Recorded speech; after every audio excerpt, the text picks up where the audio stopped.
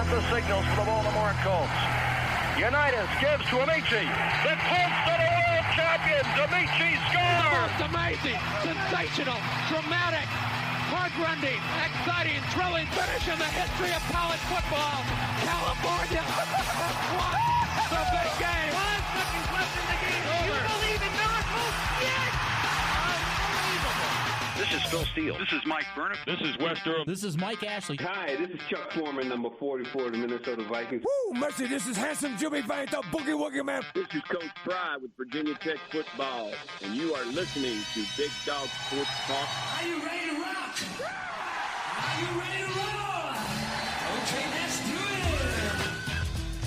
it. You're in the doghouse with Rick Watson on Big Dog Sports Talk, presented by Pulaski County Sports and Entertainment. Join us in the Family Fencing Studios and chime in on the McClellan Chiropractic chat line. He's keeping cool with help from Little River Heating and Air, but this show is straight fire. And now, the big dog, Rick Watson.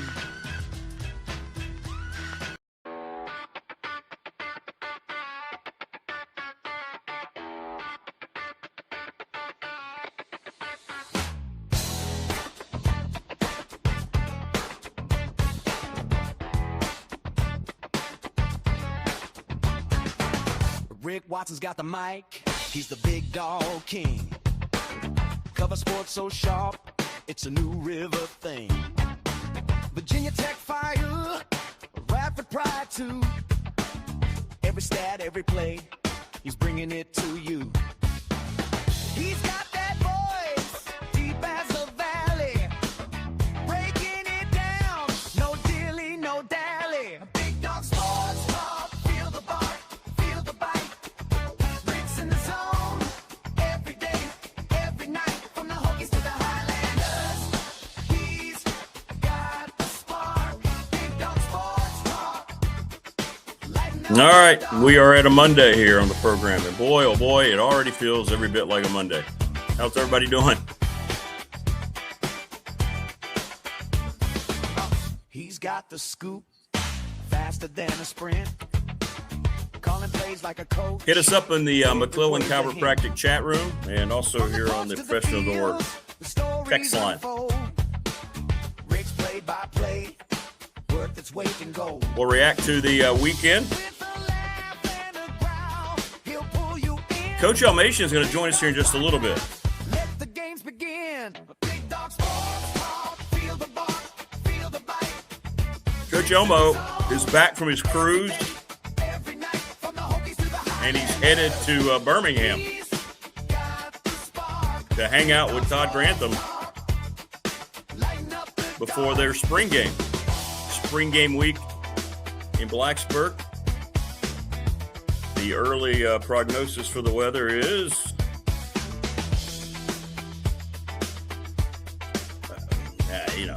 we're too many days out. It's just overcast, but it's going to be warm, so I don't think weather will be a problem this weekend. We'll see. 391-0788 on the text line. Todd will not be able to join us today. They've got some early meetings as they get ready to conclude their spring practice coming up on Saturday.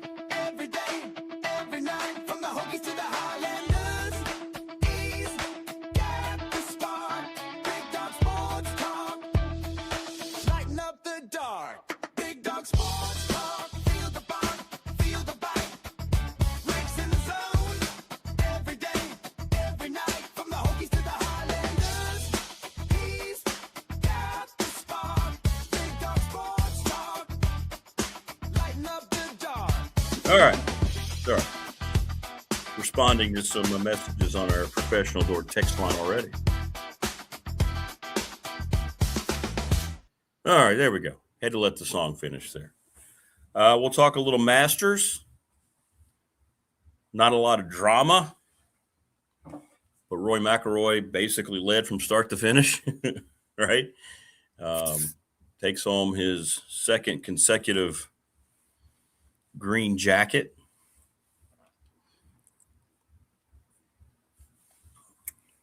How was the experience for you? I ended up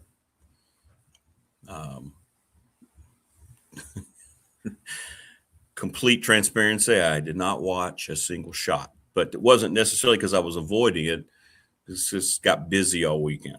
And every time I looked, Rory had a big lead. So I was like, okay. And I watched yesterday at Radford University. The Big South has 2 baseball games that are on national because of their deal with ESPN, with ESPN Plus and the deal that they have. They get 2 baseball games on a national network. So yesterday on ESPN2 was Radford and High Point.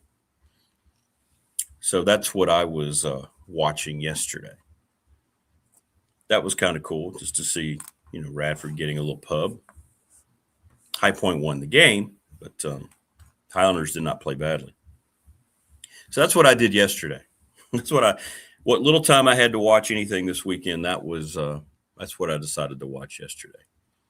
And then by that point, it was, I think Rory had a 2-shot lead on the last 2 holes. So, what were your thoughts about the Masters?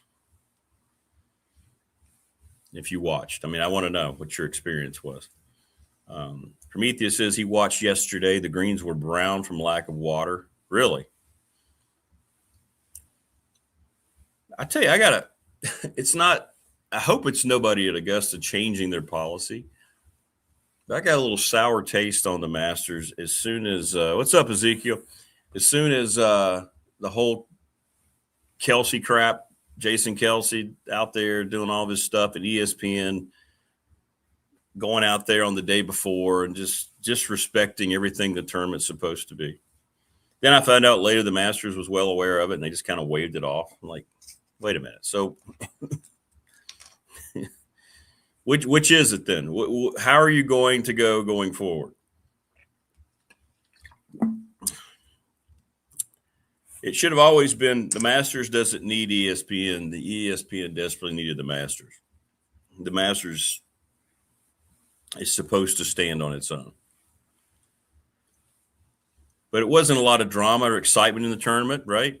It wasn't like a shot that we could remember for the ages or a comeback the only thing people were watching on the last 2 holes was whether or not McIlroy was going to gack it up, which he did not do. Got a little shaky down the stretch, right? 17, 18. Wasn't he in the woods for a little bit in 17? But by the way, who puts the green jacket on the guy if you won it the previous year? Did he just put it on himself? 4th back-to-back winner in Masters history. Rory McIlroy. And those of you who know golf better than me, what people are saying that he had an unfair advantage because he plays Augusta like all the time. Is that true? Is that normal? I don't know the answer. I'm just asking the question. Y'all let me know. From the Magnificent Mondays where we get football sports clinics from Elmo. Yeah, we're about to. Take a knee and listen up. We won't have Todd today. We're going to have Todd. What's up, Morris? Todd will join us, I think, on Friday right before their spring game. They've got really early meetings today. Really early meetings. We're going to have a coach on here in just a second, though. Coach Elmo wants to join us early because he's got to travel. He's traveling to Birmingham today to be with UAB, all the guys that he helped bring in. T-Bird says day 3 had some excitement. Scheffler and Rose surged, but they didn't surge enough.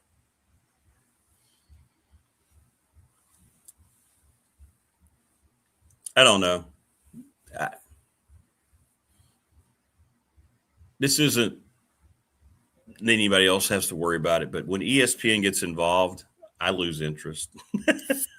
It's just they're going to ruin this event like they do everything else. It's just a matter of time. They already have. They already got this thing off to a crappy start. They're going to ruin it.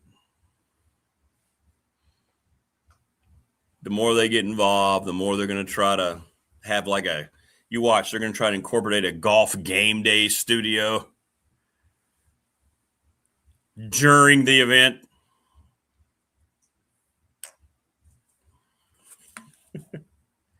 I mean, did it still feel like the Masters had this aura about it, or did it go away some?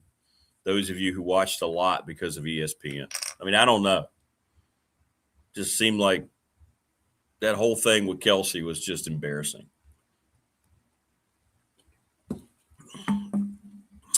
Absolutely embarrassing.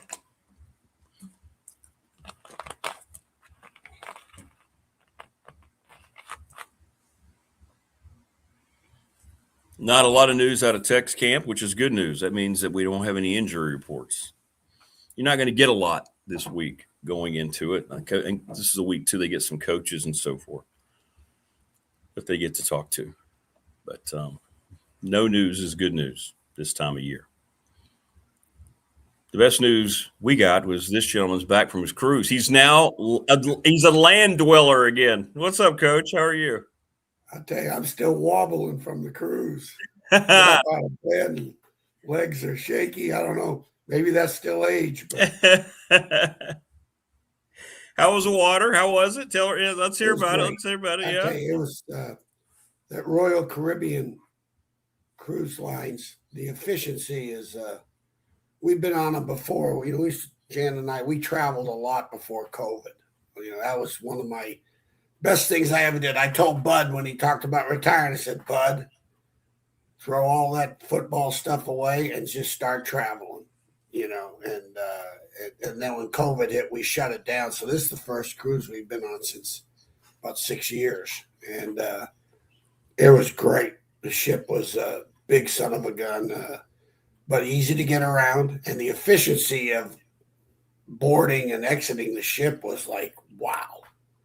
It was fantastic. I'd do it again. I didn't know if I would have said that, but I would sure do it again. And we went with a bunch of friends and had a blast.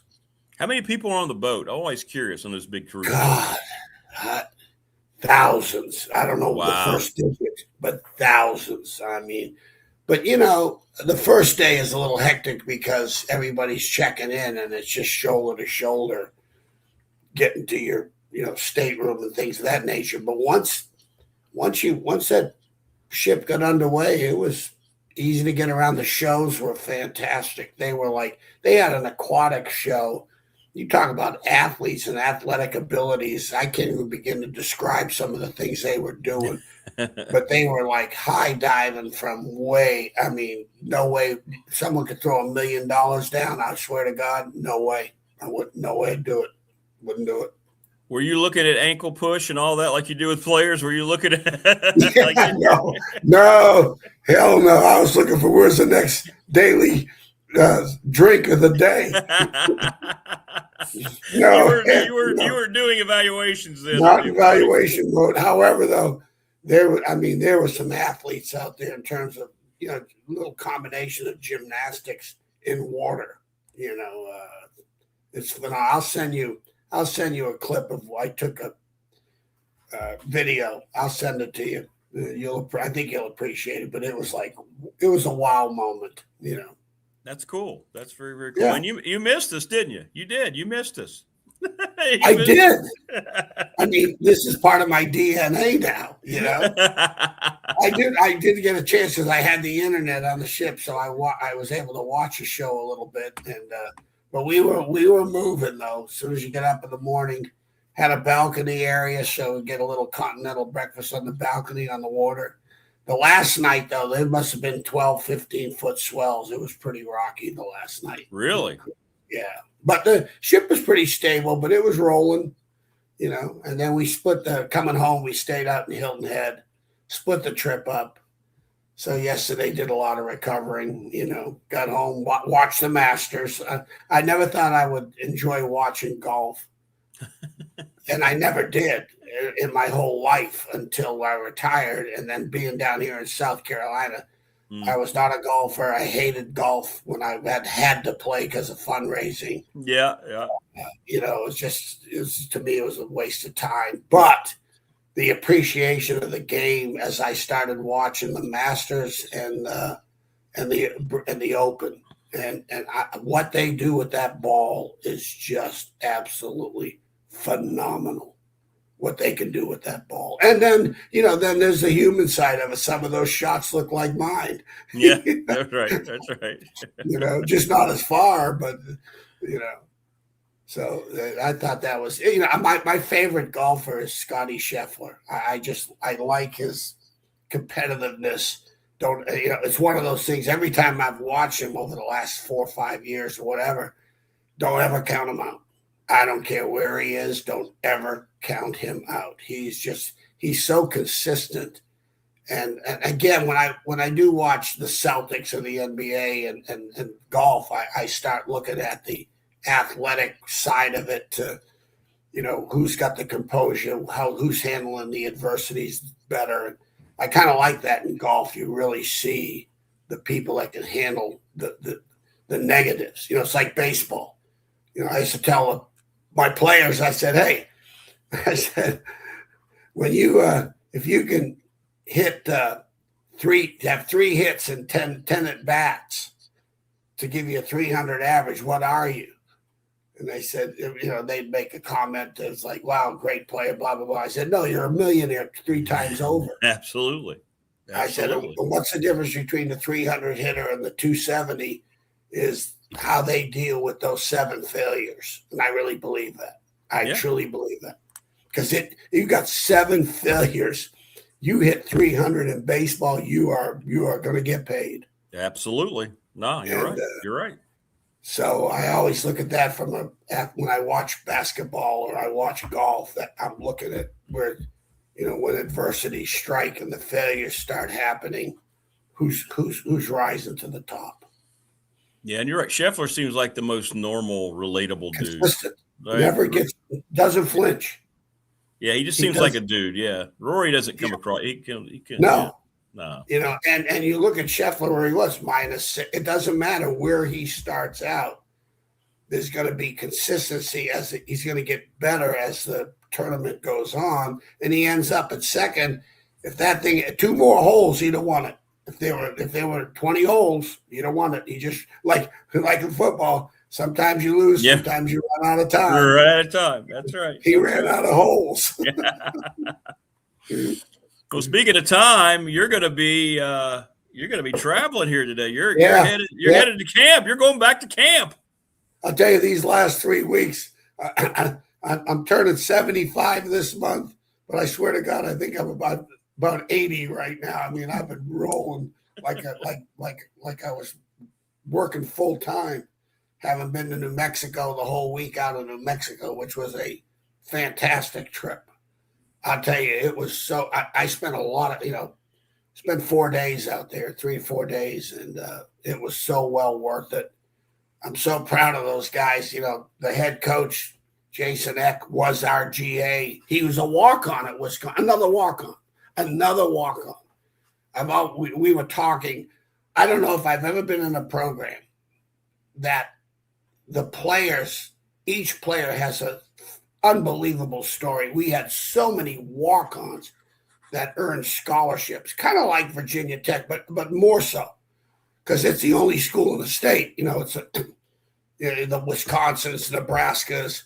When you're the Minnesota, you are the flagship, and there's no Minnesota State or in terms of Division I or Tech or those. And so you're going to get, there's going to be a lot of players in Wisconsin or Minnesota and Nebraska that want to be Huskers and Gophers and Badgers, and they'll come and they'll walk on. And we've 3 out of our 4 Rose Bowl captains were walk-ons. Well, Jason Eck was another walk-on, earned a scholarship, played offensive line for us in the 98 Rose Bowl team, Big Ten champion. And he's turned out to be one hell of a football coach. He was an assistant, rose through the ranks, and then got the Idaho job and won. And that's a place that had been like a doormat. Then he goes to New Mexico, very average, up and down program, more down than up, and played for the conference championship. I really believe if the Wisconsin job ever opens up, he will be a serious candidate. Yeah. And their practices, I can't wait to see the difference in the practices. Their practices, when I went out to visit at Washington and took the Washington, actually, we literally not only took the defense, but we took the practice philosophy of Don James of fast and furious, fast practice. And then at LSU, the organization of the practice, with Nick being the NFL and how you progress in your teaching throughout the practice. His practices in New Mexico reminded me of those two that I've been involved with. It was fast, furious, well organized, well detailed. A lot of two-spot. A lot of kids got reps. No one's standing around. And when I say two-spot, they'll have a Pascal going on, but it'll be 1s and 3s versus 2s and 4s. So everyone's getting reps. And that's one of the things Nick always used to do. He wanted to have 4 deep so he could do that. But it was a great experience. I loved it. And then I'm looking forward to UAB. Was on the phone with Todd yesterday afternoon and we talked quite a while. And he was telling me about the kids.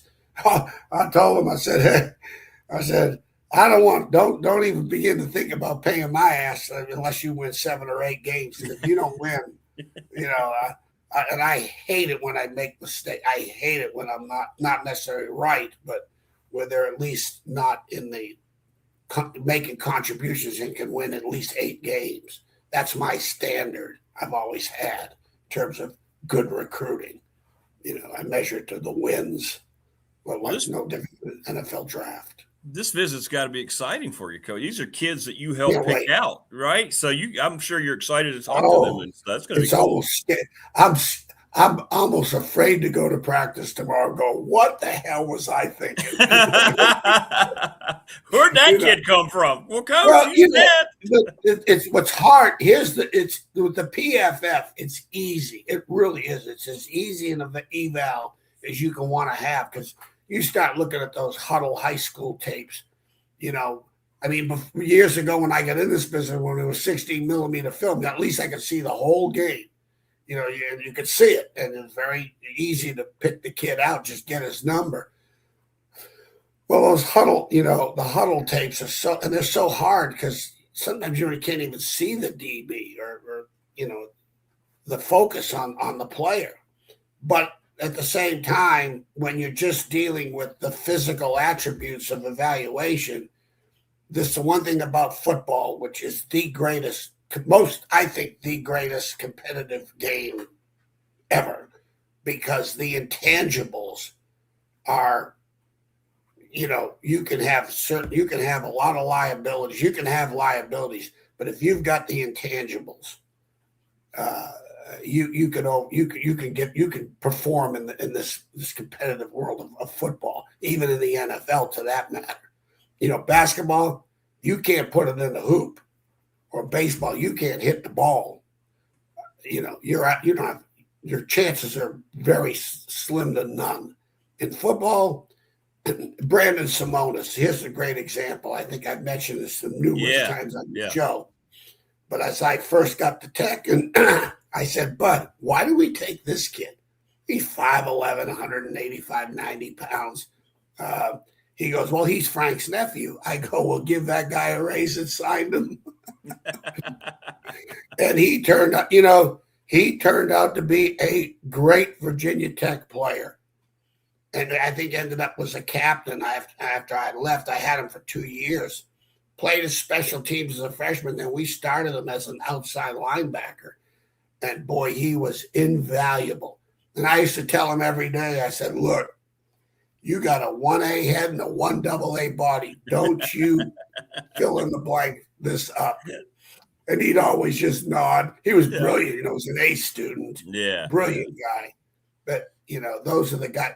That's what separates, I think, football from a lot of, could he have played at Virginia? No. I'm just telling you, he wasn't athletic enough to play any place else but Virginia Tech. And that's a great compliment to Virginia Tech and the kid. Yeah, and, sure. And he turned out to be a fantastic player for us on winning teams at Virginia Tech. So what's your schedule? Are you you're leaving? You're going to be down at practice today? You're going to start going to practice? No, they're practicing tomorrow. I'm just going to, by the time I get in there, now I didn't realize they were Central Standard Time. So I thought it was, it's an 8-hour drive. I'm driving. I'm not going to fly, I'm driving. And I don't blame you. No, when I flew to New Mexico, it was, you're up at 3 a.m. getting those early flights, especially with all this issues with TSA. Oof. But I was so lucky. I was so fortunate on the flight because I've had 1 day turnarounds and I'm on the road again the last 2 weeks. I had to be back Friday. So I got back Friday from New Mexico flying in. And then all of a sudden, Sunday, we're driving down to Port Canaveral, which is another 8-hour drive. Another 8-hour drive. Yeah. So, but then they're practicing tomorrow. They're going to practice tomorrow, and I'm really looking forward to it.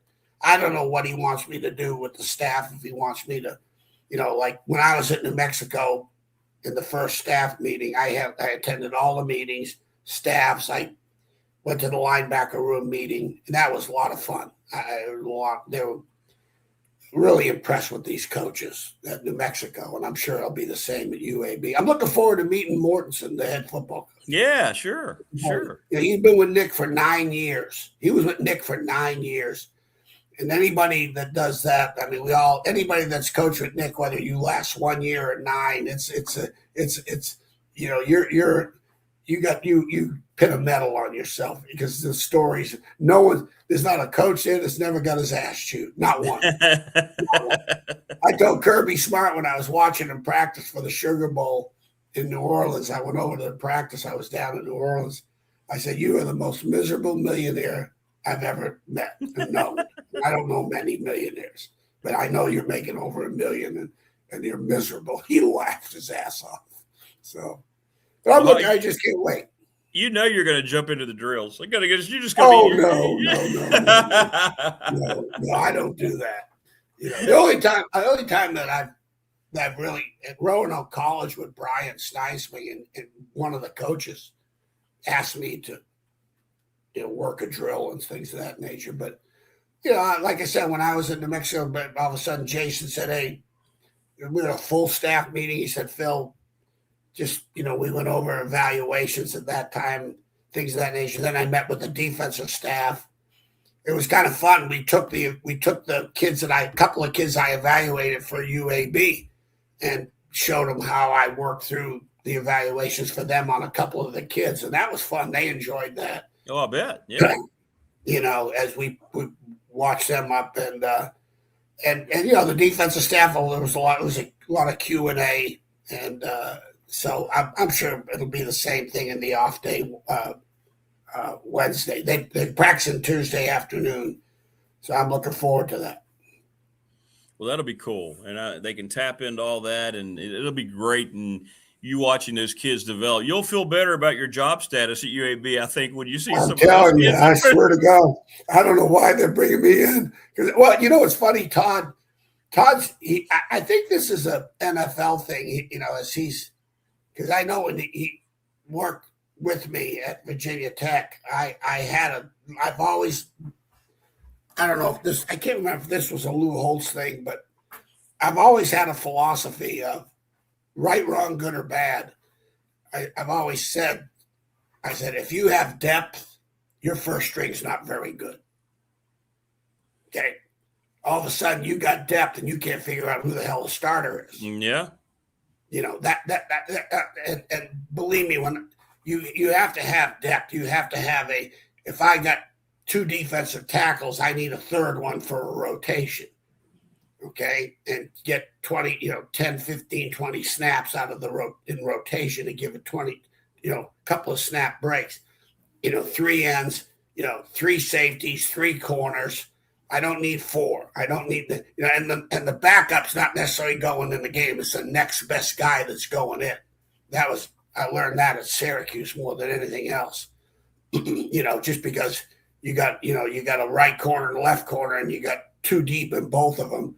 Well, one of them goes down. Well, that backup necessarily of the one that went down, who's the next best guy and he's going in the game. So Todd's got a big concern with depth. That was as I was listening to him yesterday, it was probably huge concern. And I said to himself, I asked him, I said, well, hey, let me ask you this question. Who are your starters? Okay, let's start there. Who and is he that good? Like when I had Coach Lawyer Malloy at University of Washington, who was one of the greatest players. He was the highest paid safety in the NFL at one point in time when he played it for the Patriots. And I said, where is your depth situation? I mean, where are your starters? And especially in the defensive back, I said, find 4 guys back there that like each other, that respect each other. It's like DB and offensive line are the same. They're very similar. You got to play as one. 4 guys got to play as one. I said, and you got to have a safety that can be your quarterback. Find that guy. Find the smartest sucker you got and put him back there at quarterback. When I was at LSU, the Knicks' defenses were so complicated. And I think Todd's are too. I think Todd's very NFL-ish, and his game plans are probably more than I would have had, or I have had. And so you better have a safety back there. At LSU, we had Brian Clark, the guy that's on the ESPN Pittsburgh Steelers. And let me tell you, without him, that secondary would have been a disaster. He got everybody lined up, literally, because Coach Saban, you have to. Sal Sinceri's kid that started at Alabama was the same way. Got him lined up, got him exactly with the adjustments that are made, because you're not just calling a coverage. You're packaging. You're based on a lot of things. Numbers games, 2x2, 3x1s. Where's the back? All of a sudden you're trying to. It's basically the advantage. There's 2 situations you're in football, Rick. You're either in the advantage, and the offense is trying to get you to the disadvantage. And that by position, that's by alignment. And more than anything else. But then all of a sudden, the big picture concept of one high safety, split safety concept. It's all a numbers game. It's all a big numbers game. 2 blockers, 3 defenders, one receiver, two defenders. Unless and that's where the strain and the stress comes in mentally. And you better have a guy back there as a safety that's the smartest son of a gun on your football team that's got enough talent. Because without that guy, you got to be strong down the middle, Rick, like baseball. Catcher, pitcher, center fielder. Right. The same thing in football. I need a tackle, a Mike linebacker, and a safety, and I'll build it from there. You got to be strong down the middle, and you build your team from there. So I'm looking forward to it, but he had a big concern with depth. I kept telling him, Todd, find your starters. Depth will take care of itself. You get depth through injury sometimes, Right. Some guys will develop. All of a sudden, and then hopefully you could, whoever you put in that game, you're not missing a beat. It's functional. He's functional. He'll play for us. So is it a red flag for you when you hear coach? I'm just listening to what I guess it makes sense. I hadn't thought of it that way. But when you hear coaches say, well, we don't have much of a drop off behind our starters, is that when you go, well, then you don't have a very good football team? Is that right? I've been in staff meetings that all of a sudden, basically we had depth, but then, who's the starter? And hopefully he's so good. Like when you have a Lawyer Malloy or a Loggeman that I coached at UVA, was a 13th player taken in the whole draft, NFL starter, captain for the Jets and for the Jacksonville, was a great player, probably as great a player Virginia's had in a 2-year period. And, all of a sudden behind them, it's a big drop-off. They're that good. They're so good. The drop-off's ridiculous because you're not going to – Makes sense. You're not going to have 11 Lawyer Malloy. You're just not. But when you have one, that guy behind him, he's never going to be as good. So you guess what? You don't have depth when you have a great, great, great player. You just don't. And so, so yeah, sometimes when you start thinking, yeah, we have a lot of depth, I'm going, oh, okay. Let's see who's starting in this depth. Sometimes they can't figure it out. Yeah. Very interesting though. Yeah, that's a good. I used to build a team one player at a time, and I started with the tackles, D tackles, then the mics. Up the middle. I hadn't heard that before. There you go. I like that. Yeah, you build your defense up the middle. Football. Yeah. Let me tell you, one thing I found out. There's a premium on corner play. You hear, especially when you hear those idiot announcers. Corner play. If you don't have a safety, I don't care how good your corners are. I'm just telling you, if you don't have a safety, that's like you don't have a quarterback. Right. No different. He is the quarterback. That one safety, whether it's halves, middle of the field, but if you can have a safety that can, play middle third, play halves. I'll tell you a quick story. It's funny. Paul Pasqualoni, great coach. I mean, just great detailed coach. And I had a kid named Tim Sanquist, and when I got there, I said, geez, he ran 4.8. He wasn't very fast, but boy, he ran 4.8 right through your teeth. I mean, he was a violent, physical football player with great purpose. That's what you want at safety. And when he made a decision, it was game over, done. Well, I wanted to move him. They had him at strong safety before I'd gotten there. And they were a lot of cover 2 team. They were a big cover 2 team. And then when they went to cover 3, 1 high, they drop him down in the old sky force position, the position that I played in college, So I wanted to move him to free safety, which means he'd have to play middle of the field. So Paul Pasqualoni in the staff meeting, he said he goes, hey, he can't play middle of the field. I said, Paul, unless my math serves correct, I said, thirds is a whole lot smaller than halves. I said, it's the reason why he can't play it. He don't practice it. And he ended up being a great middle of the field safety for us. And we just did all sorts, playing deep half, middle of the field. He had great range at a 4.8 kid. So yeah, I'd have never been on a team that didn't have great safeties. The best teams I've ever been on. Stu Schweigert at Purdue. We had a great team. Yeah. Boyer Malloy at Washington. We won the Pac-10 championship. Kid named Jason Doring. I can name them all, and we won. We won a conference championship or went to a bowl. Virginia Tech, Torian Gray, Tony Banks, both. I had 3 guys end up playing safety because when Tony Banks got hurt, I had to move Torian to free safety. And then sometimes William Yarborough would dual. He was a dual player. He could go from corner to safeties. He was so smart. And he was a walk-on at Virginia Tech in '93. The killer is what we used to call him. But that's just the philosophy I had. Torian Gray was a terrific player, wasn't he? He was just my God. He was, quiet. Now he's the gift of gab. Now he's a coach. He wouldn't say. I go, Jesus, Torian. He just sit there and look at you. He was a great student at Virginia Tech. He was like 3.6, 3.7 student, and he was so brilliant. I mean, a great safety. If you got to rep those guys like a quarterback, if that quarterback needs all those reps, you only got so much time of the day. So you get in the meeting, you go over in the meeting, maybe do a little walkthrough, you drill it a little bit, and then bam, it's over, done. They got it. And a lot of times in defensive back play, it's not about coverages. It's all about your concepts. And you only got 2 in football. You got split safeties, which is your cover 2s, your quarters, cover safeties are on the hash marks. What the offense will call middle open, and then you got your 1 high, what the offense will call middle closed, concepts.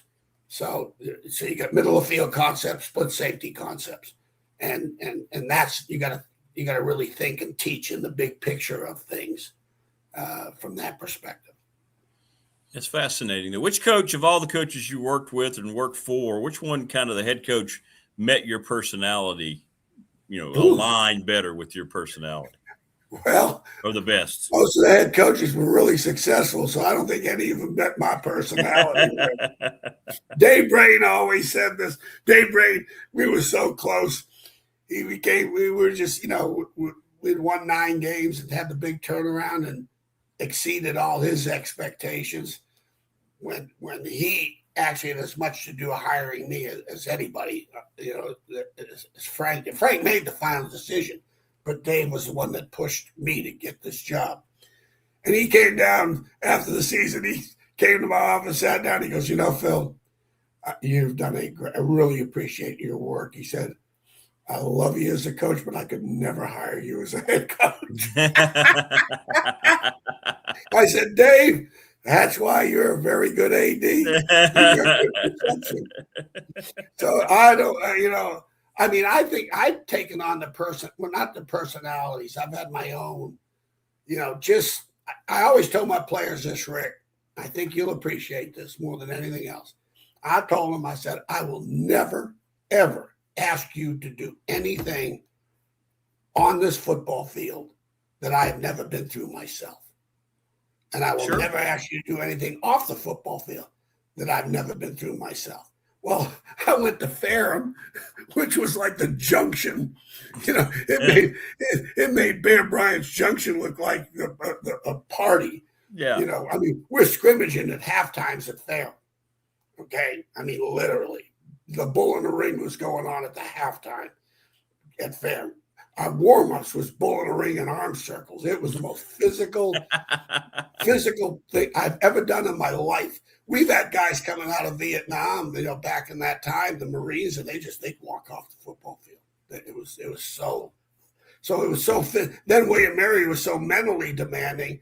I've always said somewhere in the middle, I'm a mess between Ferrum and William and Mary. So, it was one of those practices when I go out to practice, I was very confident in myself and the way because the game demands and requires, if you don't coach him hard, you're doing him a disservice.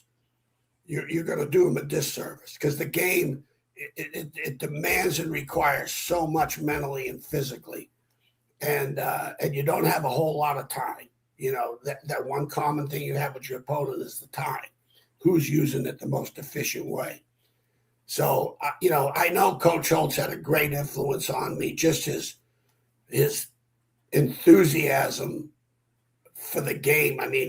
Rick, in a practice, I dropped 5-10 pounds in a practice. During the preseason, wow. I'm dropping 15 because I'm running in the drill. I'm literally running in the drill. But I learned this a long time ago. I never demonstrated. I never asked them to demonstrate because they would have kicked my ass. They'd have done, hold a dummy while they're doing something. No way. Yeah. There's one coach at Southern Mississippi. I can't remember his name. And it may be embellished, but I don't know if it's true, but it should be true. He's got all pissed off at this defensive end because, he wasn't taking on the fullback the right way back in the 0-2 back days. And he grabbed the bag and goes, let me show you how to do this. Well, that fullback came and kicked in and rolled up and kicked this coach's ass, just rolled him up. He's rolling on the ground, gets up, throws the bag back at the kid. He goes, son, you've screwed this position up so bad nobody can play it. That's a compliment, right? That's a compliment. Oh, without a doubt. That's why I've never picked up a bag in my life to say, come on, let me show you how it's done. Yeah, right. Don't give him a chance, Rick. Don't give him a chance. You got to know which situations to avoid, right? That's funny. That's funny. I think, Coach Holtz was a big influence. Coach Norton, the people that I played for as much as anybody and fortunate enough to coach with, those two had such a big influence on how I approached the game and what I had gone through.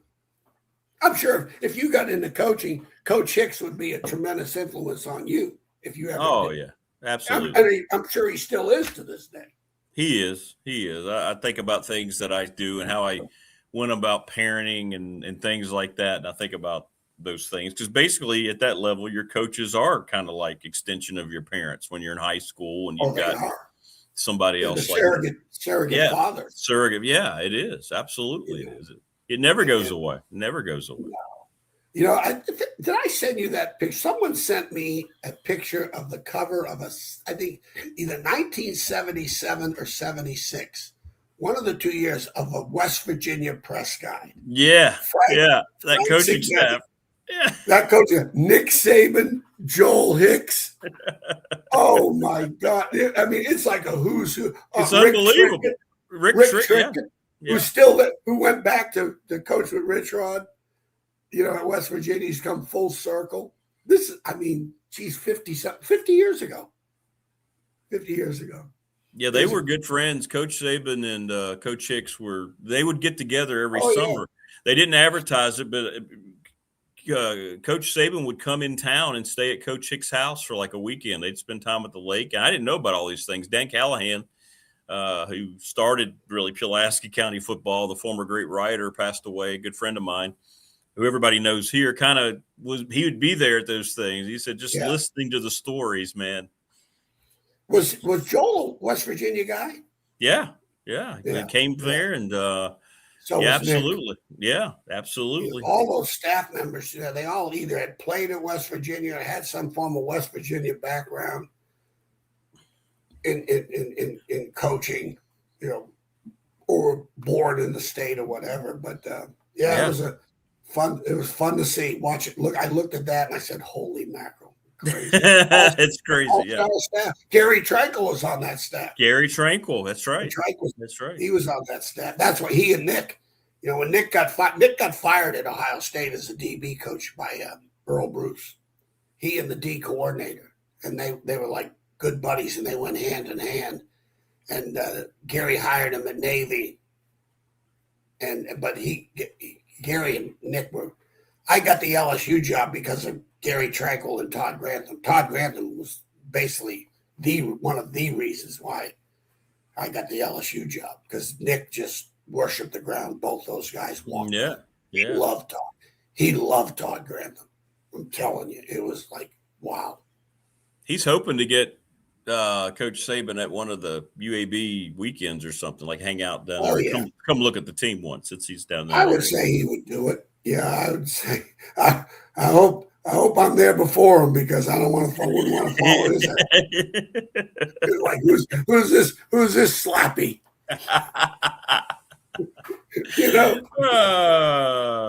What time you hit it? Yeah, go ahead. I'm sorry. Yeah, no, I had a lot of credibility at New Mexico, because those guys were GAs when I was the TB coach, and they thought I was a pretty damn good coach. And like I said, for 40 years, I've fooled a lot of people. Right?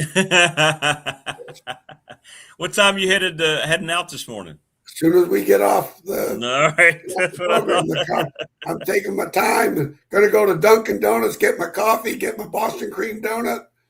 I'm on the way.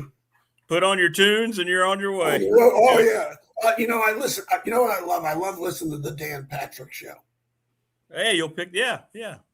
I love his show. What a great show! You talk about a great interview, guy that interviews well and real informative.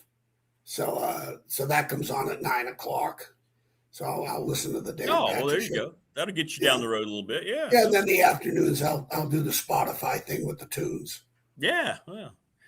Well, safe travels, and maybe we'll see you and Todd on the show at the same time on Friday. Yeah, hey, I'm gonna bring my camera. I didn't know if you'd want to pull that one up. Hey, if it's just Todd by himself, I'm back out. They kick my ass out. Oh shit! I'm as nervous as can be. I swear to God. And they didn't pick these.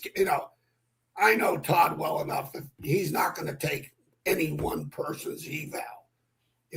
That's going to be his decision based on a lot of people's information. He'll make the final. Here's one thing about Todd. With me, the thing I loved about him on the staff, and I love Bud, but Todd was a truth teller. He was my lifeblood at Virginia Tech. Yep. Because not that anybody wouldn't, but you know him better. You know him probably. I know you know him better than I do. You know, he's not going to sugarcoat anything. No. He's going Never to give you, and he's such a smart. He was so. You talk about intelligent guy. I could see why Frank hired him full time. There's no doubt in my mind. And Billy Height told me. He said, Phil, he played for us. I knew Todd, good player for us. But Billy Height, when I got there, he grabbed me. He goes, because Todd had some issues with a player in this '92 season, and I'd have done the same thing. I'm not even going to go there, but no doubt I'd have responded exactly the way he did. Right, wrong, good or bad. It's just the principle of it. And Billy Height grabbed me. He goes, you make sure Todd Grantham's on your staff, because Frank had asked me to talk to everybody and recommend to him. Now he'd make the final decision, but he wanted his inputs into the staff. No, it's and Todd and Bud, but Todd, I love Todd Grantham. He was God. He's had some tough times, lately. I think that Okie State thing. That thing went south. It happens. Happened in my career. Yeah, right.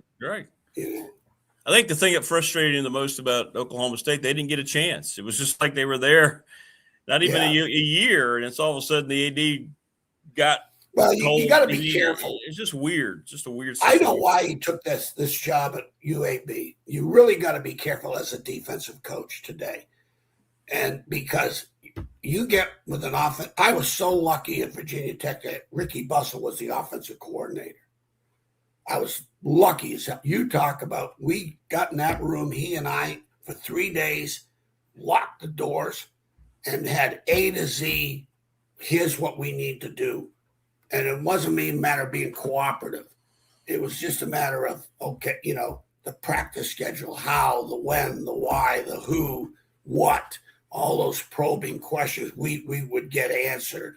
And Frank let us go, both of us. That was the Bobby Ross. He talked to Bobby Ross, said, hire good people and let them go. And Ricky and I were able to get together and iron out things, changed a lot of things. And it worked. And I think Todd, I know the OC, you get to these spread offensive coordinators, like the guy at Southern Cal. You talk about a phony in coaching. He's never played good defense. Why? Because his offense, it's not because of the spread. It's just how you begin to practice and develop your players. And all they care about is plays, many snaps as they can. When the ball gets turned over in the practice field, all right, I would sit there. Would somebody scream at this kid for me, make me feel better? I mean, because no one's saying a word. They're just next play. And it's all about the statistics. And I think he ran into that at Okie State. And I know I went through it at West Virginia with Rich Rod the very first year. And I told him when he says, Phil, this is not going to work. We sat there in the office for an hour. As professional a visit we've had, I said, Coach, if you don't put a tight end in your offense, or at least two of them in this Big East Conference, you're going to be following my ass out the door. Mm-hmm. And 2 weeks later, Rick Trickett called me up. He goes, what the hell did you tell him? Now, all of a sudden, they're in 2 tight end, 12 personnel, and 11 personnel. And so you got to really be careful. And I think he chose the UAB job because he knew the head coach, who's an offensive guy. But being with Nick Saban, you think about all the Stark, Kiffin, all the Jimbo Fisher, all these spread offensive guys that they go to Nick and they become better overall coaches because they understand and respect the defense. A lot of these guys, they don't even respect the defense. They think we're supposed to service them. But next thing you know, they can't score. They're turning it over, and then they're looking at you, and your ass is getting fired. Yeah, right. Just like, whether it's Carolina with Mac Brown, he fired all those DCs, Southern Cal. You look at some of these teams that keep firing DCs. Well, there's a reason for that. It's on them, not the DC necessarily. No, that's a great point. It's a great point. Yeah. So I think that he felt very comfortable with Coach Mortensen in terms of, okay, this is a team game. Right. It's not offense or defense. And I think Coach he said, Saban was, yeah, and I'm sure Coach Mortensen reached out to Coach Saban. I'm pretty sure he told me he's like about Todd Grantham, and I'm sure Coach Saban was like, yeah, get him on your staff. oh, Right without now. a doubt. And they've both been there together. Yeah. You know, once you work for Nick, if you're an offensive guy, you get rehabbed. Because, see, Coach Saban, I'll let you go with this, but Coach Saban, they think I'm lying when I'm telling you this. He did the install for both offense and defense. He did the install. The offensive coordinator didn't do the install. He did the install in terms of personnel, groupings, situational football. And now the offensive coordinator filled in what he was going to plays, run, pass. But as far as groupings of personnel, first day was, two receivers. Then it went to 3 receivers, so as he built his defense, so it was everybody was on the same page. Everybody in development and personnel evaluation. That's the 2 things you got to come out of the preseason. You got to develop them. You got to evaluate them. Well, if you got a guy that's running 4 wides all the time, well, how are you training the third linebacker? You're going to be a nickel every snap. You got to make a decision. So all of a sudden you become a nickel team. Then you face a team with multiple tight ends and you get your ass kicked. So that's why I'm looking forward to Virginia Tech with the multiple tight ends. I think you're going to see a Big Ten offense at Virginia Tech, and good for them because a lot of defenses are playing nothing but nickel now because of the spread. Yeah, that's right. I think let's go back to the 60s and you'll have an advantage. Yeah. You'll have an advantage, especially if they're good players. Yeah. No, it's you got me going again, Rick. Sorry I know. It's awesome. No, I love the education. The education with you is constant. I love it, man. It's awesome. Oh, be careful, Rick. Be careful. You may lose a lot of credibility. I kept telling Frank. They said, yeah, in one of his books I'm one of chapter 15 best hire I ever made. I told Frank, I said, Frank, they're going to take all them Coach of the Year trophies away from your ass. Well, listen, safe journeys, Coach, to Birmingham. All right, buddy. You take care. Thanks for having me on. No, thanks for jumping on. Glad to have you back on dry land. So cool. Be safe. There you go, Coach Elmo. As good as that. That's good. We just got another education from Coach Elmo. That's fascinating. See, it's just the little things like that really make you appreciate what you watch. And now you kind of think about it a lot more when you're sitting down and you're watching.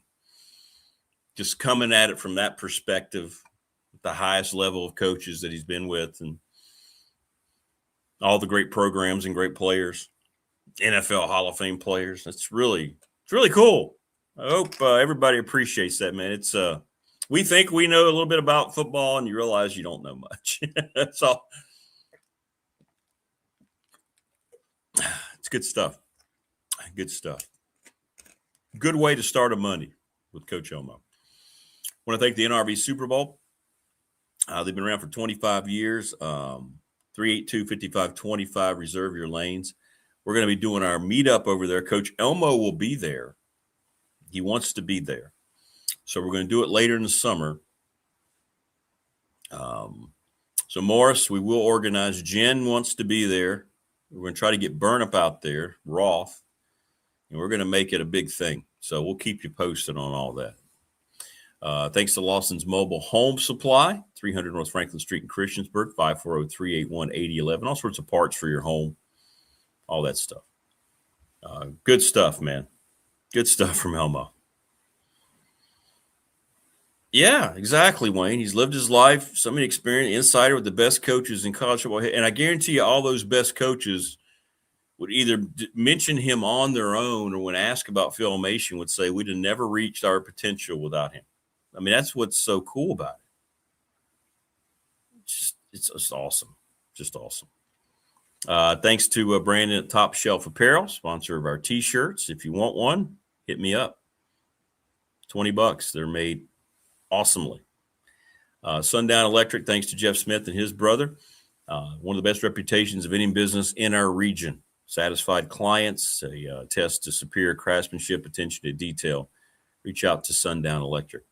Bob Christ and the Ready Set Fund. ReadySetFund.com. It's a series of text messages to raise money very quickly for your organization, your team, or event. BOBCRIST11 @gmail. Bob Christ.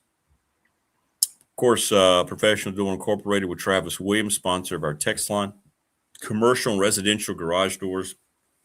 They've expanded this business to unbelievable heights. Family owned and operated, 38 years in business. Unbelievable business. National Bank member FDIC, the exclusive banking partner of BDST, and of me, Rick Watson.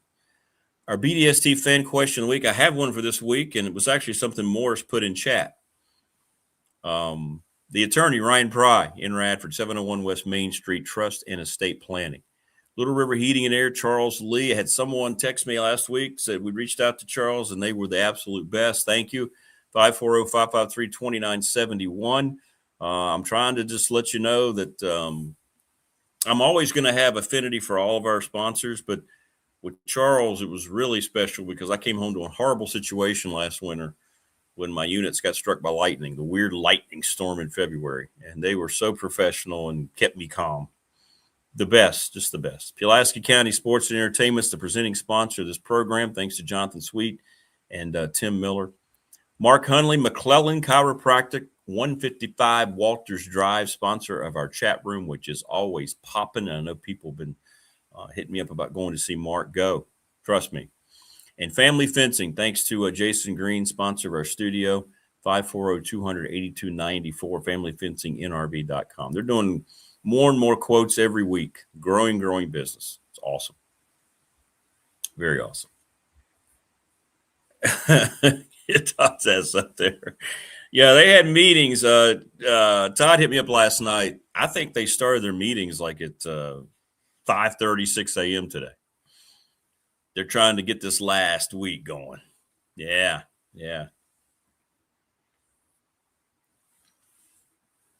Hey, Wayne, you're in Radford. Did you go to the Hot Wheels store? You had to. Or the collectible store? There you go. We got cross-contamination of peeps and our sponsors. That's awesome. But I know what our BDST fan question of the week. Well, how was it? Did you like it? Oh, I think it's cool in there. Did they have stuff that you were interested in? I know they kind of specialize in what you're talking about there, what you like now.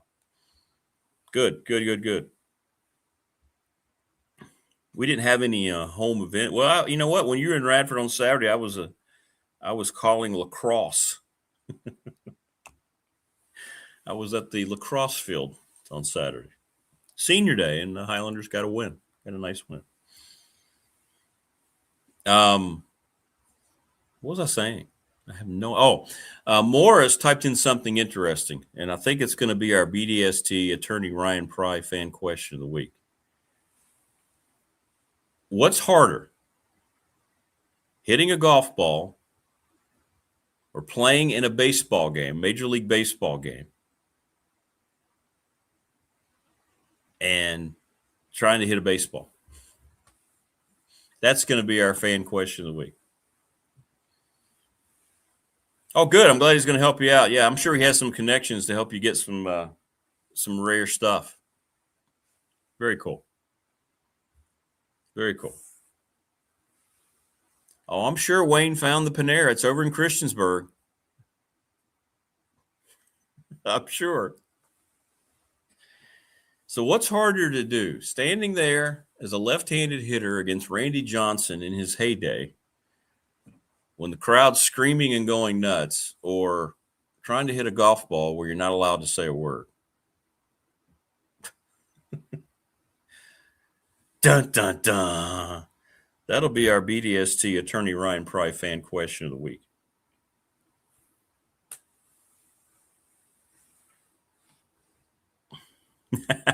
Appreciate that, Morris. Irrevocable trust for BDST. 10 million, Rick can do what he wants with. Let's go. We'll take the 10 million and we'd all jump on a cruise ship, all of us, immediately. We'd grab, Jen and Mike Ashley.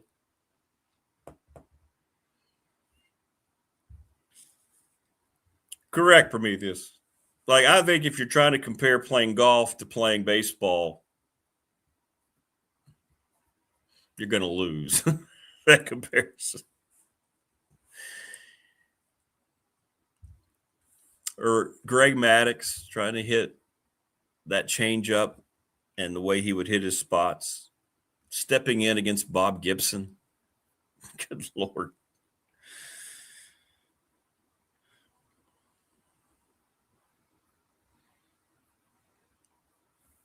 No, I can't imagine Coach Elmo playing golf. And I'm just going to have to just settle for the mentality that I have. I really appreciate the talent that golfers have, but me not being one myself, it really limits the amount of affinity I have or desire to watch it. Any amateur can hit a golf ball, albeit not as well as the pros, but trying to hit a baseball pitcher. Yeah, I agree. Or not even go to college baseball. Just go to any level of baseball. Now, I played baseball up until a couple years of high school, and then you play beer league softball, and But yeah, it's hard. It's hard. But that'll be our BDST fan question of the week. Now, the pressure situations when there's millions of dollars on the line to hit a shot a certain way, to make a putt. Now, that's, I get that. I get that. But it's interesting. And it's not dissing one over the other. It's just two amazing, unbelievable skills that I just marvel when I see guys hit shots that make no sense on the golf course at that level. And then when I watch guys adjust in the same at bat, foul off a few pitches, and then line a base hit into the gap against one of these, just who wins the at bat. That's the intriguing part of sports for me, anyway. Wayne says golf due to precision. One ball sitting still on a tee while the other's traveling 100. And that's what flips it for me. Yeah. You have a ball sitting on a tee. It's quiet, as opposed to standing in the batter's box when you got 30, 40,000 screaming people trying to adjust to that. It's interesting. You come down and see Rick Meister. Hey, I would go. I would get out there. I'm not any good, but yeah, I'd go on. I would enjoy that more. So it'd be fun to be on it, walk the course with you down there. It would be.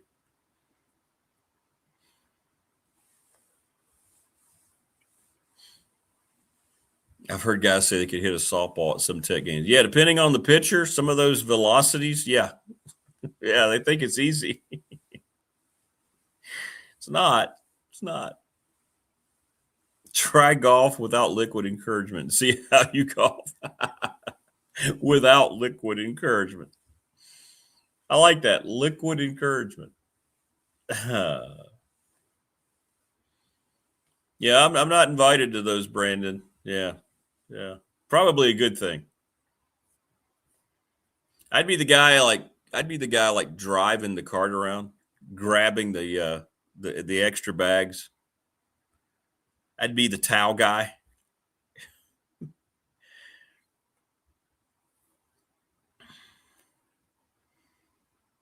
Walk my ass right out of course, mainly for the drink horn.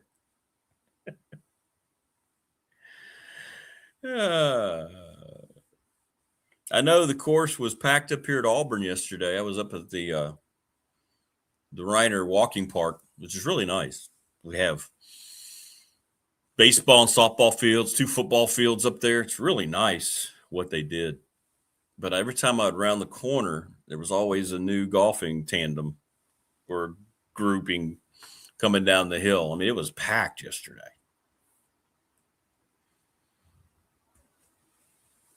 I thought golf was stupid. Grown man swatting a little ball until it lands in the cup. Then Dad showed me how to play, and my opinion changed. Cool. Yeah, I've always respected it. Always. Like, even growing up with Dad, I didn't play, but I thought it was cool. Because to me, when you're little and you're watching it, or when you're younger, you're like, wow, that thing started how far away from the hole? It was just like simple observations, but yet they remain true today. They were 500 and some yards away from the hole, and then he got it in the hole in 4 shots. What?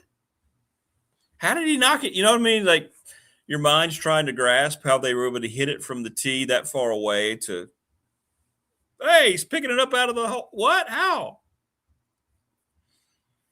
But that's kind of the way I still think about it, those childlike observations. You're like, wow, how do they do that? Is that a personal invite, Brandon? Maybe later in the summer.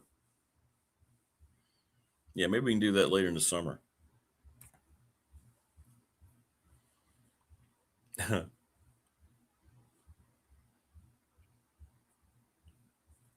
it's too late for me now to get out there and try to learn.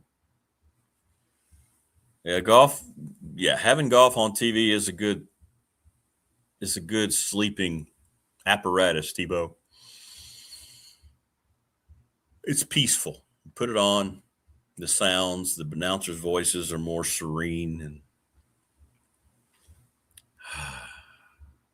it's usually warm. You have the windows open, maybe get a little breeze going. Yeah, I'm with you.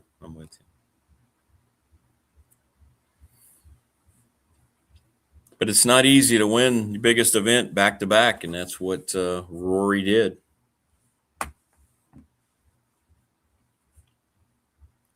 Watch the virtual reality golf they do. Yeah, it's on ESPN. I'm out. I'm out.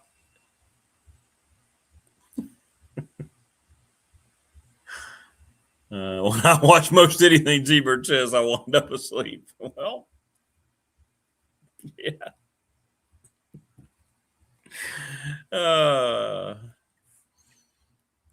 Yeah, there's nothing like movie night. Yeah, it's movie night, honey. What do you want to watch? Yep. Click. Oh, man. 20 minutes in. How much longer is this thing? Well, we kind of just started it.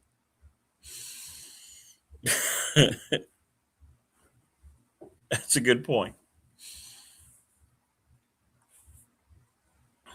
I don't watch a lot of TV anymore. It's all sports related for the most part. It's either that or stuff like what this show is on. YouTube TV. Please subscribe, like, and share if you are a new viewer. That'd be awesome. Yeah. See, there you go. Annoying commentators. Yeah, I'm not. As soon as you said ESPN, I'm out. I mean, I'm sorry. They're just that everything they do is awful.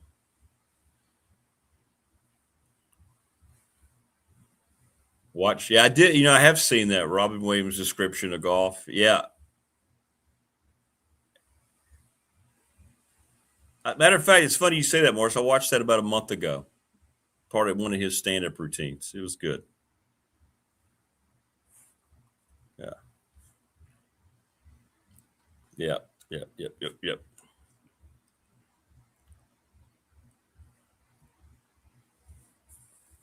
Saw where ESPN finally fired Mark Jones.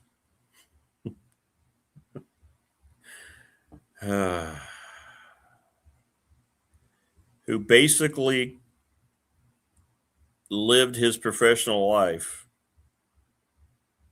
hating white people, but yet he kept a job for 30 years, 35 years on ESPN. Finally got fired when he started to say that police officers were plotting to hurt him. Simply because of his race.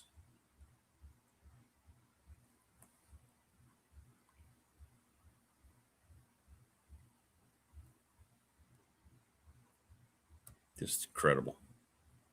Incredible. I mean, they just now finally did it. If you look at some of the things that he said and tweeted, and he got away with it. The double standard is just absolutely unbelievable. I don't want to hear about anybody else ever getting canceled when a guy like Mark Jones keeps a job as long as he did at a network.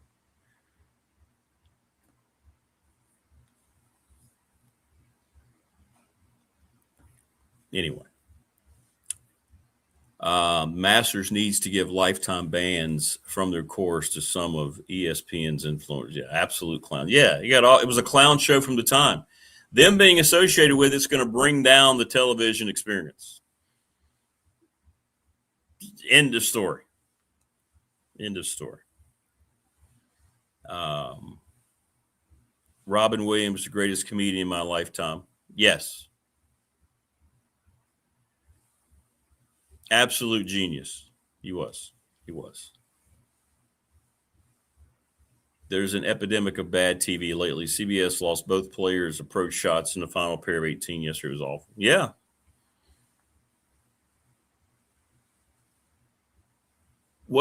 Didn't that happen earlier in the week too? Somebody missed a shot because they were following. It was something else that I saw that made a big deal. It made it all over X too. Yeah, Brandon Prometheus said that Augusta looked a lot more brown than normal. Yeah, it must be a thing. It must be a thing. Yeah.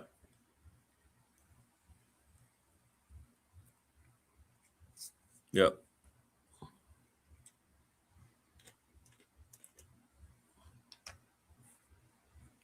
No, I don't think they fired him because of his age. I think when he came out 2 weeks ago and said that the police were going to hurt him because he was African American, probably did it.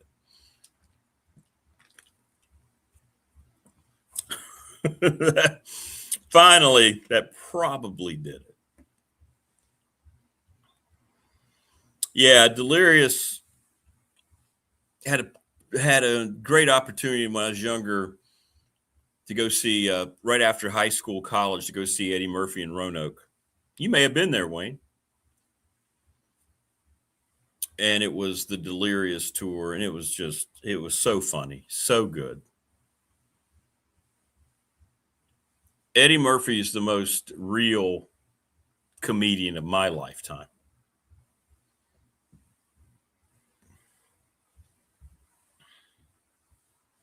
Yep.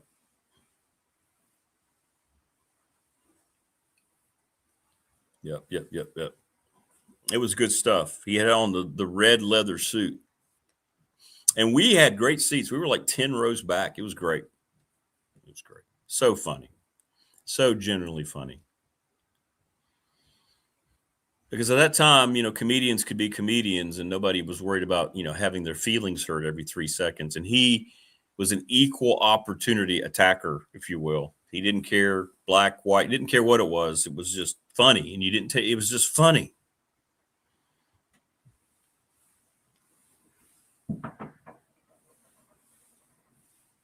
Stephen Wright. Yeah, I used to love Stephen Wright on the old Tonight shows, man. He was different. Yeah, he was good. Stephen Wright was really good. Really, really good.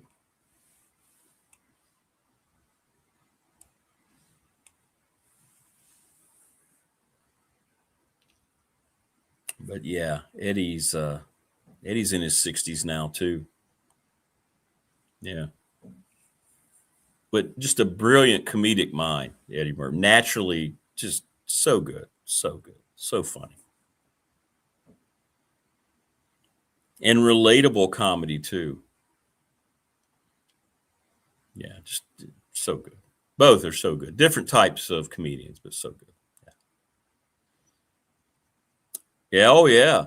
Saturday Night Live is what launched him into his movie career. Buckwheat, Mr. Robinson's Neighborhood, all that stuff, Tebow. It's great. It was great stuff. He helped save SNL at the time. They were kind of in a bad funk, and then here comes Eddie Murphy. Yeah, the hot tub. James Brown. Jeez. And just things like that he would come up with and write. And he wrote all those, back in the day, SNL, when it used to be funny.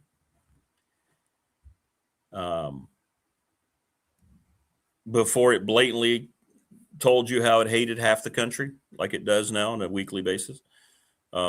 They all wrote their own skits. They would write how it was going to go. James Brown, the celebrity hot tub.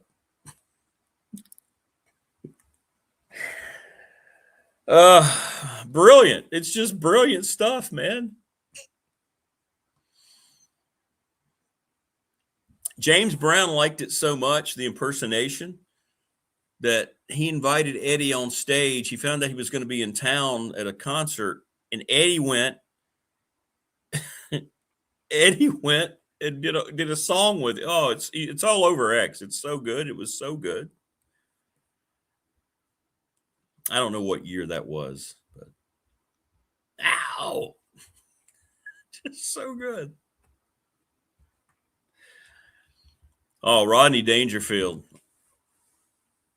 The genius of Rodney Dangerfield. Neil Leahy and I talk about that all the time. I hope people take the time to understand how, when you see him on the Tonight Show, there'd be times he'd have Johnny just falling over the desk. Gosh, Rodney Dangerfield was brilliant. No, you can't have Caddyshack without him, Thunder. 100%. Cannot.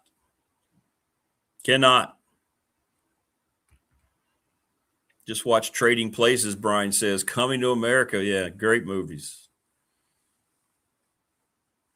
I mean, Eddie Murphy was – you could use the term comedic genius with Eddie Murphy, and you would not be out of line.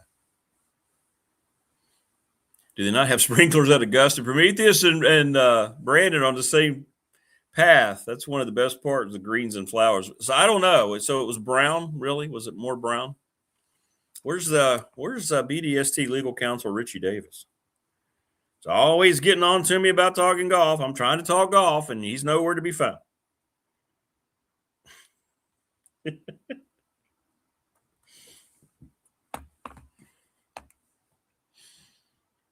So it was browner than usual? Is that it? Okay. Well, I wonder why they allowed that. What happened? What would Disney do? Well, they wouldn't allow it to be made. We don't need a Caddyshack remake. They made Caddyshack 2. Yeah, Jonathan Winters, a huge influence on Robin Williams. Johnny would try to schedule them together on the show in later years too.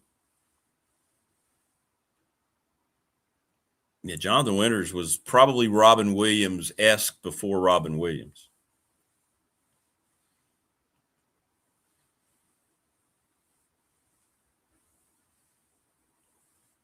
Oh, yeah. Buford T. Justice is and that's all ad lib. It's a completely I believe I saw the documentary on Smokey and the Bandit. I might be wrong, but didn't they just say, Jackie, this is you, just do whatever you want? How are you going to write a character for Jackie Gleason? I tell you what, you just develop that character.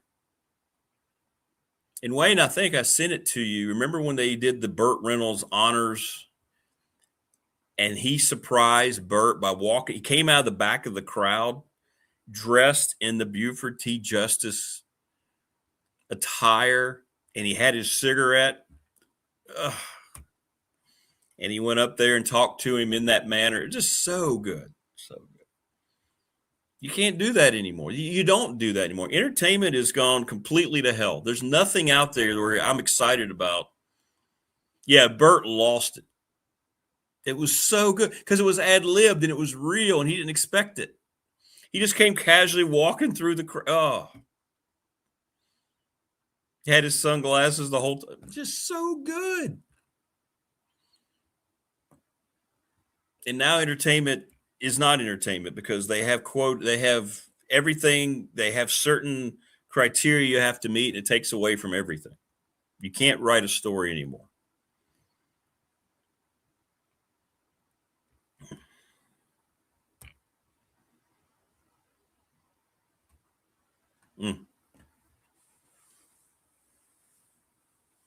Yeah, I know. Yeah.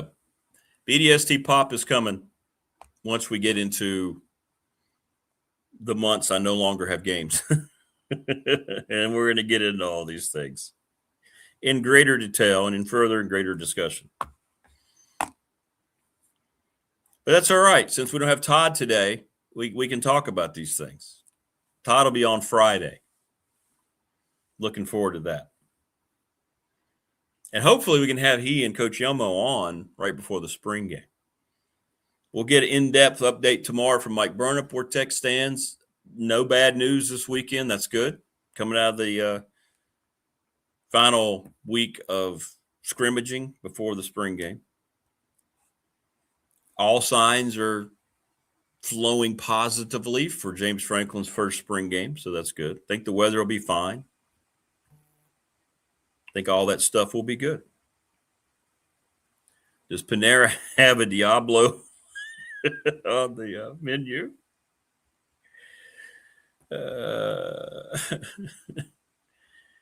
If they did, it'd be called something else. It would be called watch out for the crunch is not broken glass, but your teeth won't know the difference. Try the Panera Diablo sandwich.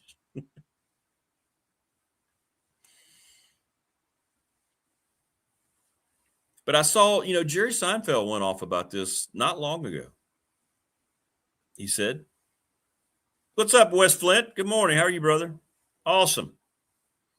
He's going to be at the spring game. Yeah, I think it's going to be heavily attended. I think they'll get 40,000 there. I do. But Jerry Seinfeld said he gets so frustrated about censorship and the things you can't say, and people talk about things that happen on his show, and he gets so angry. He's like, you can't sit there and structure out a joke to try to calm it down. At that point, there's no point in trying to be funny. There's no joke. He discusses these things. He's got a really good, or he used to. I don't think he does anymore. He had one where it was comedians in cars or something like that. Coffee with comedians in cars, and he would have a lot of his peers on there. The one with Eddie Murphy is just so good. Norm Macdonald, you guys know what I'm talking about. It was Jerry. It's comedians and coffee and cars or something. They'd go somewhere, they drive, and because Jerry's a big car connoisseur. I mean, he's a billionaire, so he's got all these cars, and he would drive one of those cars like someplace, and they'd go have coffee and just talk about their comedy. It's really good. It's really good. 40,001. Diablo sounds like Sloppy Joe's. I miss a good old Sloppy Joe. Anyone eat those as a kid? Oh, Sloppy Joe's were great. Yeah.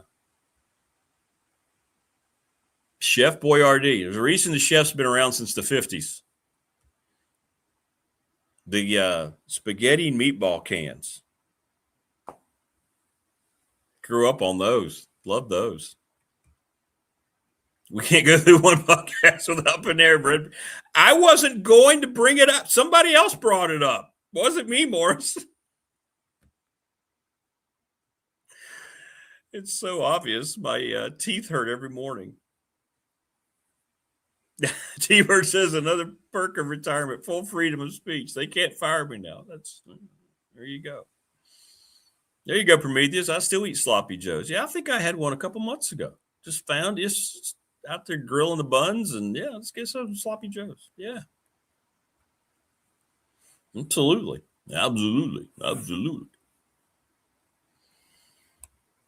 Love Sloppy Joes. Yeah. Didn't Adam Sandler have a Sloppy Joe song? Didn't he? Lunch Lady.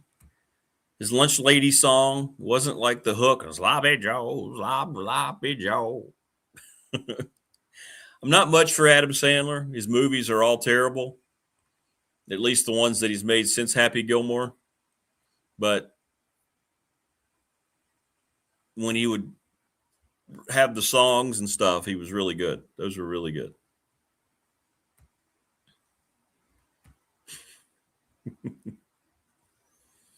I recently met with a person who grew up in the town where Chef Boyardee started. Really? Where was that, Ryan Pry, the attorney? Lunch lady, yeah. Lunch lady land. Is that what it's something like that? Sloppy Joe, sloppy Joe.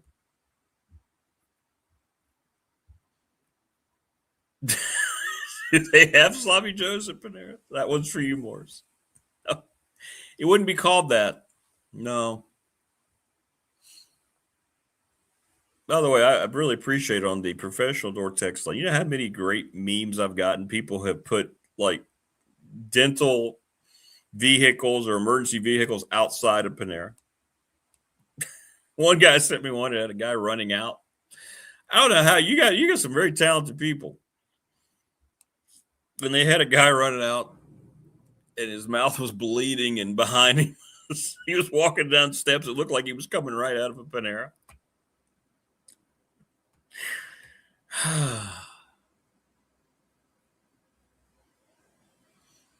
Upstate Pennsylvania. Okay. Chef Boyardee. All right, so somewhere in the Northeast. Okay.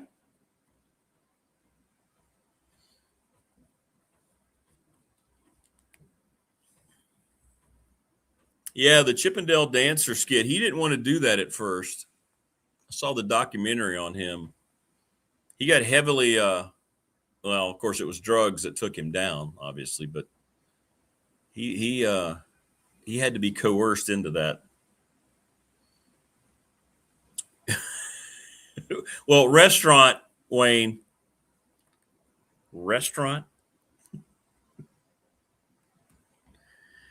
At least his movie Grown Up. Yes, and she looked, well, it's Selma. But I did see something that made me really like Farley, respect Sandler, because he said, "Are you think I'm going to cast somebody else to be Selma Hayek's husband?" Of course I'm going to be Selma Hayek's husband. I wrote the movie. True. You can't argue with that logic.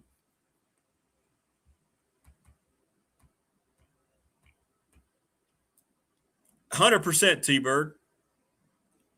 The lunch ladies throughout yes, high school especially, some really good people you can have a conversation with, say hello. I remember, it's funny you say that, in high school, respecting the hell out of the people who prepared our lunch. They had to put up with different shifts of classes, and sure, they got a lot of gruff, underappreciated. Absolutely. Tip your hat to the cafeteria workers. So much so that when my kids were going through school, I remember saying, make sure you thank everybody in the cafeteria. I did that. When you get to the end of the little tray shuttle and you've got your tray full, just say thank you, appreciate you, thank you. You know? Oh, 100% underpaid. But yeah.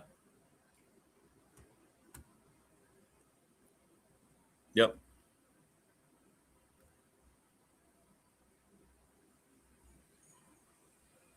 I mean, I always had a smile. Be middle of the day, you're trying to get through the day, they would always be, hey, how are you? Absolutely. I concur 100%. Yep. Yep. Yeah, they made magic sometimes out of very little choices. They did. So we get on subjects like this is when the professional door text line starts just going nuts. So people are asking me all sorts of questions. 391-0788.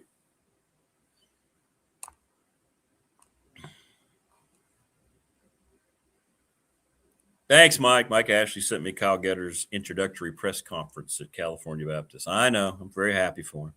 Very happy. Thanks, Bradich. Appreciate you, man. Please subscribe, like, and share the channel. Tell your friends. Favorite high school lunch? Well, mine was easy. And I'm telling you, it was like knowing you were going to go somewhere and have the best ribeye ever. But do y'all remember the days, and I'm sure every school probably had similar things, but there were 2 days, and one was superior to the other for me. And it was the day we had the country style steak in gravy. Now, I don't know what it was. I mean, it was good, but I mean, it wasn't real steak. But the mashed potatoes and those rolls. Now, y'all know what I'm talking about. Those rolls you would get with high school lunch, at least at Pulaski County. They were always piping hot. Get that butter on there. I remember not eating breakfast on the days when I would look and see ahead that it was country style steak day. And then you just load up. Had my chocolate milk. Then I'd go out to football practice and get sick as hell. No, I'm just kidding.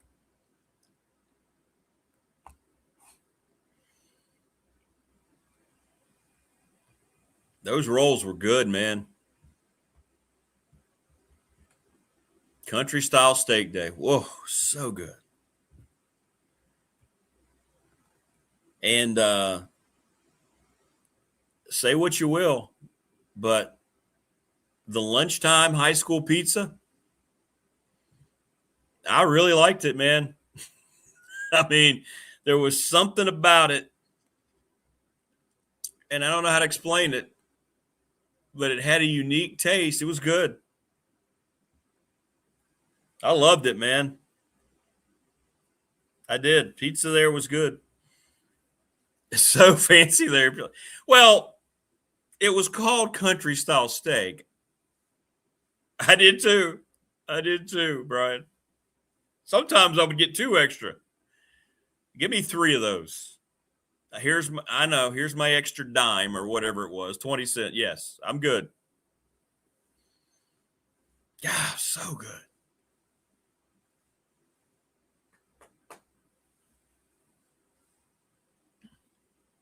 But I liked the pizza. I did. I liked the pizza. I think it probably depends on where you were, but it would be like a pizza square. You'd put it on there. It's good stuff, man. People love it. This is what the show. See, this is when the show becomes a different thing in a good way. People are just, pizza was supreme. Yeah. If you didn't have good pizza, I don't know what was wrong.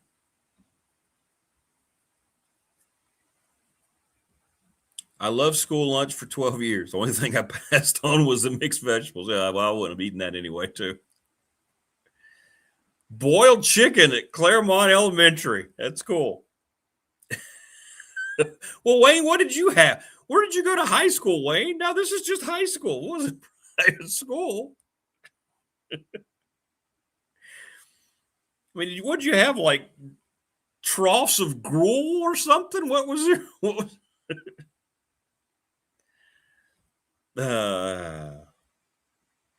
Mickey says down in Salem we had hamburgers that were really good too, underrated. Okay. All right, Mickey. On our professional door text line.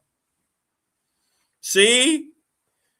Prometheus, there you go. Blacksburg had great. Yeah, we had good pizza in high school. You go to private school. That's funny. Trying to think if anything else stood out. That was probably the 2 that stood out for me. But nothing like country style steak day. Oh. I mean, you'd go in no matter if you had like tests, book reports due, whatever it may have been, didn't matter. It's country style steak day.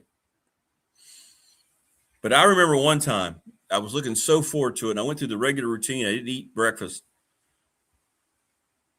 And on the schedule was country style steak. Then you got there and it was something else. I don't remember what it was. And I was like, where's the country style steak?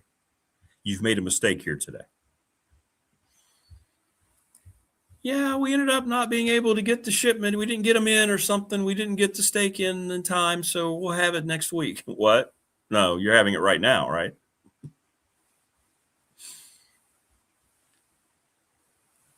Yeah, the spaghetti. There you go, Morris. Yeah, lots of beef. Wayne says we had pizza, hot dogs, hamburgers, and stop of the day in Chesapeake. They did make those chocolate chip cookies, though. Yeah, we had hot dogs. We had pig in a blanket. We had that as an option. T-Bird says Wayne got mushed between all the beatings. Now that Mickey said that, and Wayne, you're right. The hamburgers were good. Hamburgers were pretty good. Chicken sandwiches, yeah.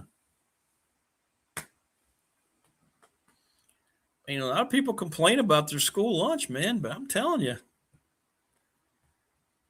I had some good memories of Pulaski County High School lunch. I don't really remember middle school and all that. I don't remember that. But high school, I packed my lunch for a while because I had the old NFL metal lunch boxes. Now, if you look up those metal lunch boxes today, they're worth quite a bit of money, but I had two of them. I had one, the black and yellow one. I had 3 lunch boxes. I had the one later that came, it was red. It had the AFC and NFC. It was cool because it had the Buccaneers and Seahawks on it. Y'all know what I'm talking about? The old metal lunch boxes. Had the thermos.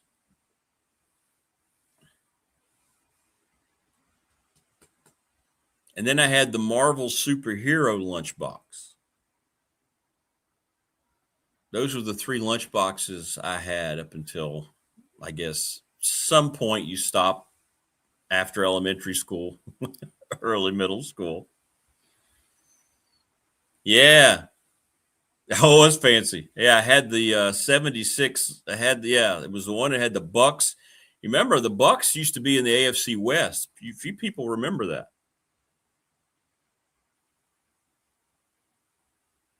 I got to find the NFL. Now I got to show you because I'm just remembering that. And these are the types of things that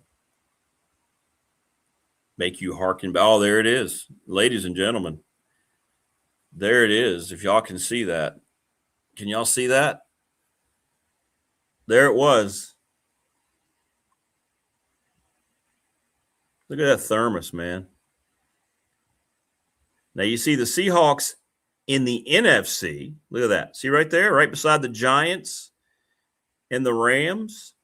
Now, when you flip it to the next picture, well, hang on. Did they flip it? Well, it's beat up on that side.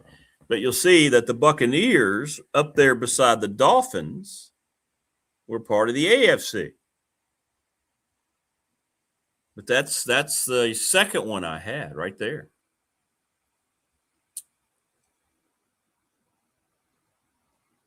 And the first one I had was the black one. Yeah, here we go.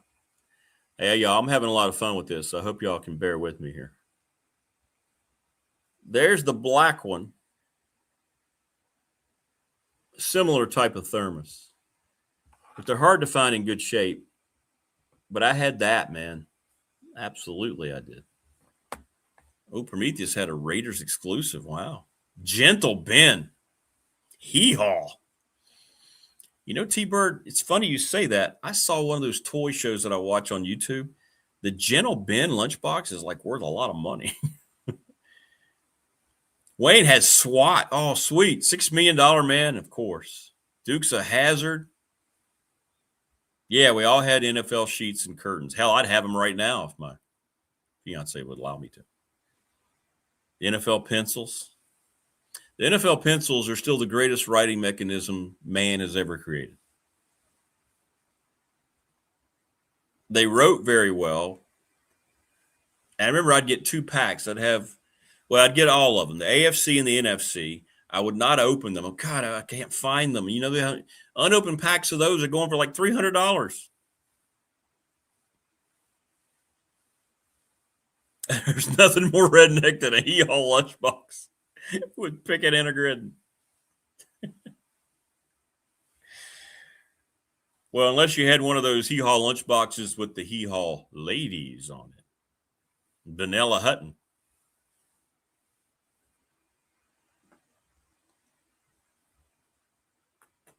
Those metal lunchboxes are a market all to themselves, man. Some of those are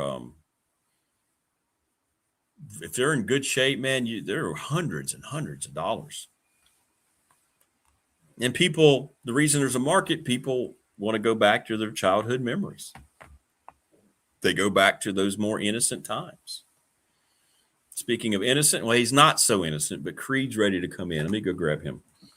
He's been hunting all night. Let's see if I can notice any dried blood.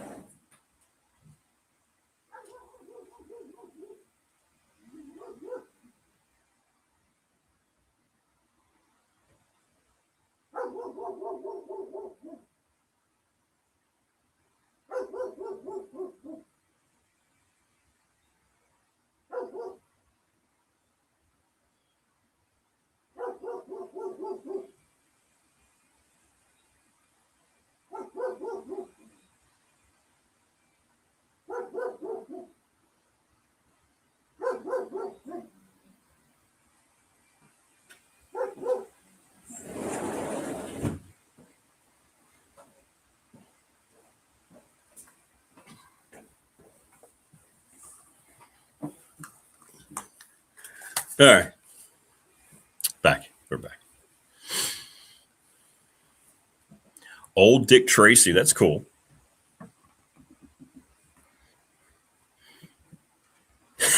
Creed's voice has matured.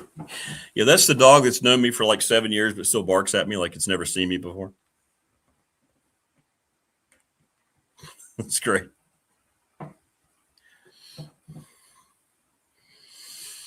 I'm doing it now with my Hot Wheels. Wife calls it second midlife crisis. Yeah, but you got to have your vices like that, man. I get it.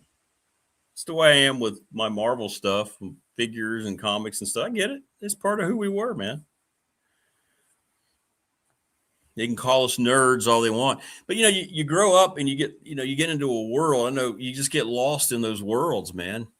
And you need that. You need that more growing up now than you did. What's up, Koopa? You get more caught up and you need it. What's going on, Xenix? Talking about pop culture we grew up with. We're talking about metal lunchboxes we took to school. Then they became plastic. T-Bird says he's doing it with guitars. Yeah, whatever it is, man. Whatever little life distraction you can do and give, it means a lot. It means a lot more, I think, when you get older. Because I don't think you realize you're doing it when you're little. It's just something you're interested in. But when you get older, you're like, I need to get lost in that for a while. That's why I love going to shows. Like, if you go to cons, if you just go to walk around, I'd love to go to that's why we go to antique stores, vintage toy shows. It's just stuff that takes you back, man. Phoenix says, I got collectibles again last year. Completely understand. Nothing wrong with it. Exactly. Yeah, you can get carried away with it. But then again, if it fits your budget and it's what you want, there's no wrong answer.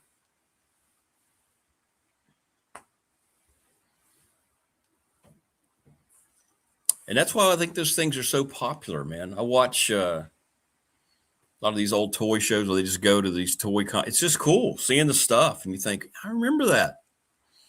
And you see some of the prices. Whew. Then you see some of these guys' collections. It just blows you away. Old car shows. There you go, Prometheus. 100% understand. My late Uncle Harvey Wade, I don't know if anybody knows that name. He had a black 57 Chevy that was a show car that won everywhere it went. It won its classification everywhere it went.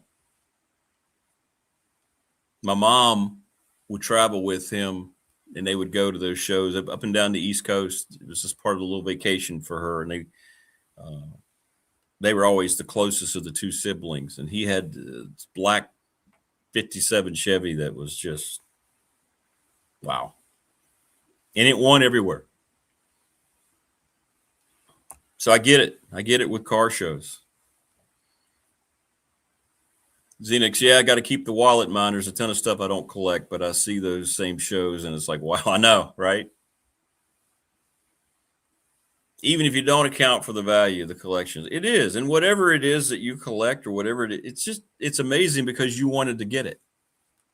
If it makes you happy. That's why I like people share me their stuff. It's like, that's cool. Even if it's something I'm not into, the fact that they are and how it makes them feel is cool. That's all that matters. Yeah.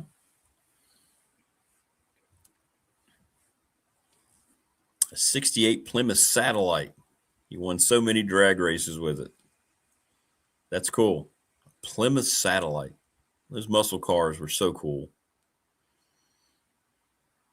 Thanks to Family Fencing, by the way, sponsor of our studio here in Reiner, as we reminisce on a Monday, 540-200-8294. No Todd Grantham today. Coming out of the Masters, Rory won without really much drama, so we've covered that. McClellan Chiropractic, sponsor of our chat room, which is absolutely exploding with the direction our conversation has gone in today. Professional Door Incorporated, 540-391-0788, sponsor of our text line. Hit me up, 391-0788. As I said, many of you are already because everybody's excited about what we're talking about. It started with the school lunches, and it's continued. Pulaski County Sports and Entertainment, presenting sponsor of this program. More races this weekend. They've got both drag and the open wheel circular races. The oval's gone. Go to see them. Little River Heating and Air, 1095 Radford Street in Christiansburg, 540-553-2971. The Attorney Ryan Pry, BDST Fan Question of the Week, brought to you by the Attorney Ryan Pry. Trust and Estate Planning. National Bank member FDIC is my exclusive banking partner. Make it your exclusive banking partner. Professional Doors, we mentioned 38 years in business with Travis Williams, family owned and operated, the Ready Set Fund. It's a unique and really cool way to earn some money quickly for an organization. Uniforms for Floyd County softball has been a great example. They raised more than ever before, $4,300 in 5 days. ReadySetFund.com. Reach out to Bob Christ, the brother of Dave Christ, the Hall of Fame high school football coach. BOBCRST11 at Gmail. And Sundown Electric. Great reputation. They're our newest sponsor, the Smith Brothers. Attention to detail, communication about the price, the work they're going to be doing. Reach out to them today.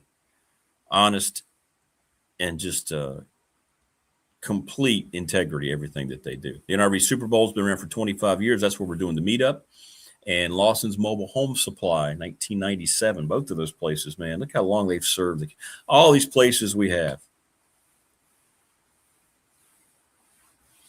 Yeah, I do too, Xenix. I do. Seeing the setups. I follow a lot of Instagram accounts just watching people display their stuff and show you what they've come up with. I'm with you, man. It's good stuff. We could hardly visit the Foodette without some guy challenging Dad. They race on Bob White Boulevard. Are you on the radio? We were. The show was on the radio for 15 years. Now here we are in the new world of YouTube. Welcome.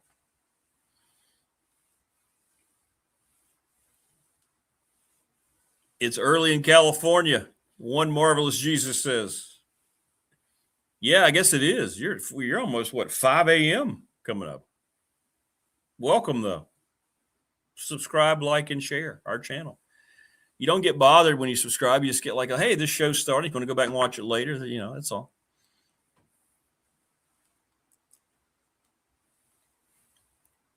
Good stuff, though. Good stuff. So Wayne, you don't mind me talking about it. He's been sharing. He's gotten back into Hot Wheels and some Matchbox. And I was the same way growing up. It was always Hot Wheels, red lines. And then, there's a couple Matchbox cars that look cool. So, but I know what I want to talk. You remember how we were talking about marbles? Remember playing marbles? Younger folks that are watching are go like, what? Marbles? And it's the reason I watch these toys. There's a guy called Froggy Flips. I don't know if anybody knows him or not. He's one of the biggest, and he has one of the most unbelievable collections. He knows everything about vintage toys. And he was at a flea market. Matter of fact, it was his newest video that came out last night. He was at a flea market, and he got two things. He got one was a carded Hasbro Andre the Giant figure. I don't know what year it was from, but that thing was pristine. He paid like $110 for it. He found out later it's like 3 times that. He's going to send it off and get it graded. But he found an old marble set on card. It was carded. So you had your 4 bags of marbles in the corner. In the middle, you had the target or the board. And the shooters were inside. It was really cool. And it was on card. And he explained, he goes, this thing's not worth much. I didn't get it for that because I used to play marbles, he said. And I'm sure I had this set because I recognized every part of it. And he could just see him beaming. He goes, I'll buy more things that are worth more money and blah, blah, blah. But this brought me back to when I was 7, 8 years old playing marbles with my dad. And I'm like, see, that's why you do it. And he's not going to take it off card. It's really cool looking. Things like that. That's why we do it. That's why we do it.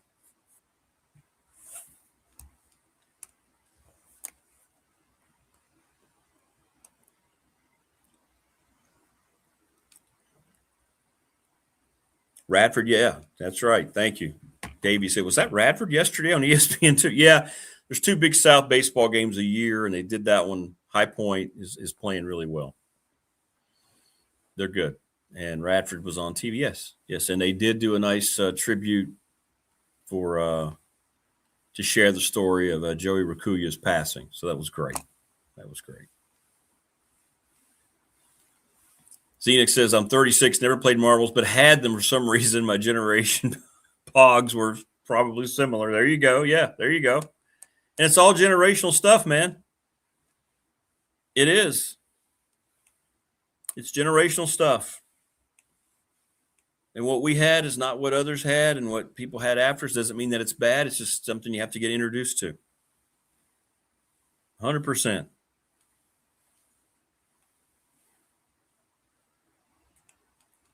$100%. No, not at all, Davey. Davey asks you, you're getting fired up about the NBA playoffs? No.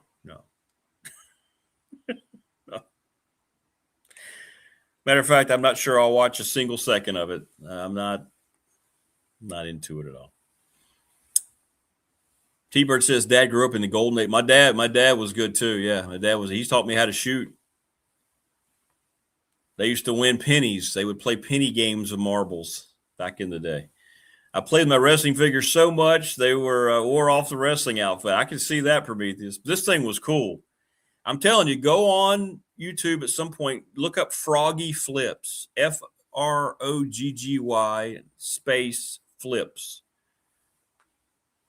and watch last night's show. You'll see the marble set, and you'll see where he found that Andre the Giant on card at the flea market. He was going crazy.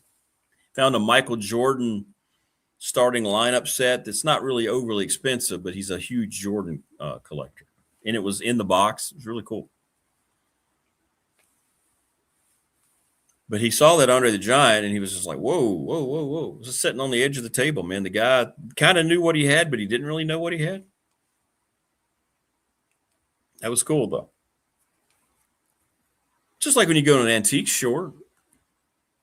Xenix, you're 36. You ever go to antique stores, things like that? I mean, you're all looking for things that maybe are worth something, but remind you first. I know when I go to an antique store, I'm trying to think about my grandmother's houses. What did you grow up with? Look, what do you remember? Rowdy Roddy Piper figure, yeah.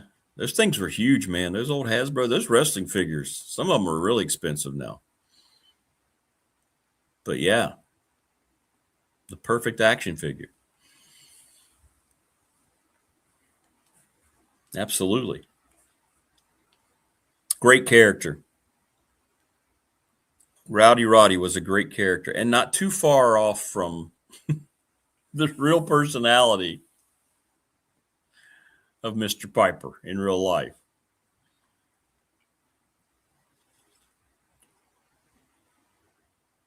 And I miss that too. I miss good wrestling. And y'all know what I mean by that. It's just not the same anymore. Look, everybody recognizes it for what it is. Sports entertainment. Zenix says, a little bit. I grew up in New York City. Oh, okay, very cool. So I think it was a little tough for some of those stores to survive. I've gone to some where I'm at now, though. Yeah, I do too, man. That's exactly right.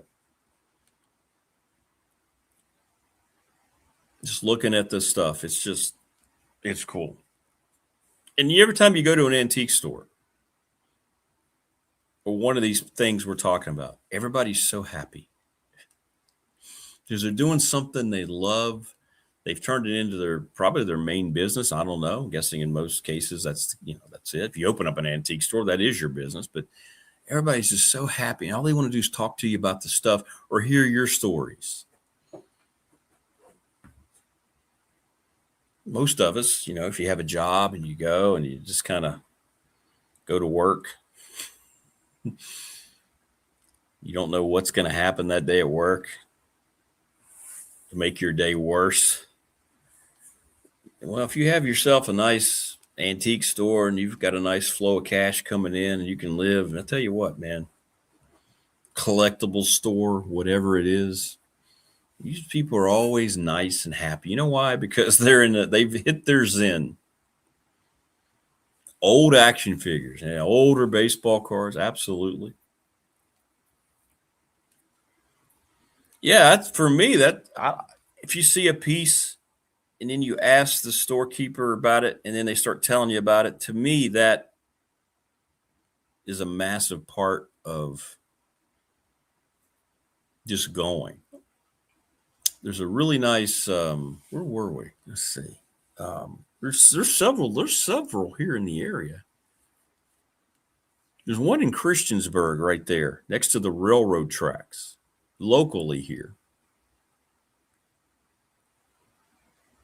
And I'll have to get them out and show you. But do y'all remember the old monster Phoenix? Phoenix, good Lord. Woo! Monster finger puppets. Remember those? They had like the flailing arms. They were made of rubber.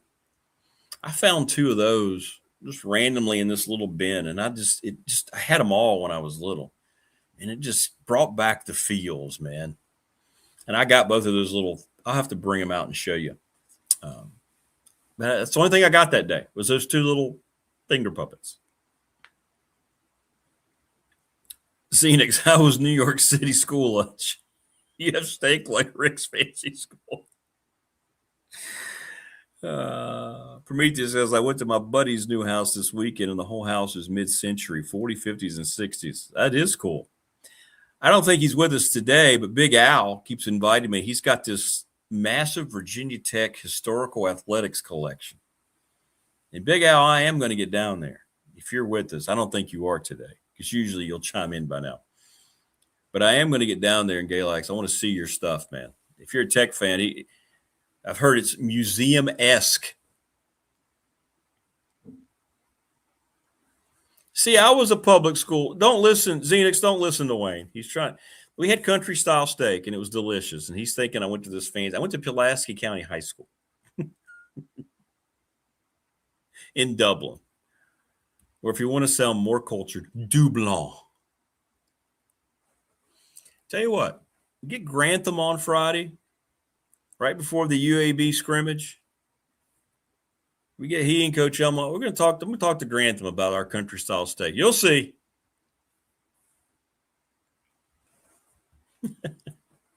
You'll see.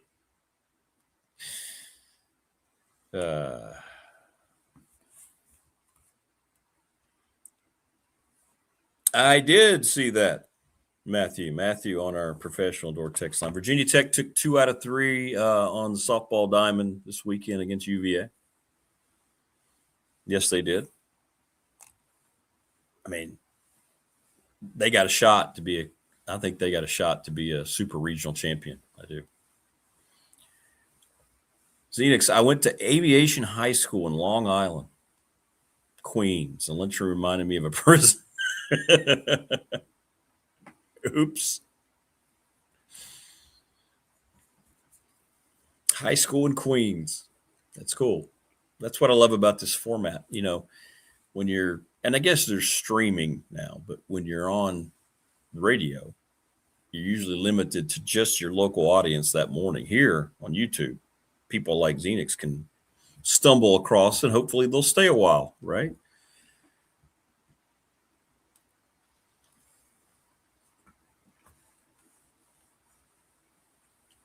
That's what's great about this format. Anybody can watch you anytime. So that's what makes this cool. Still scares me, but it's cool.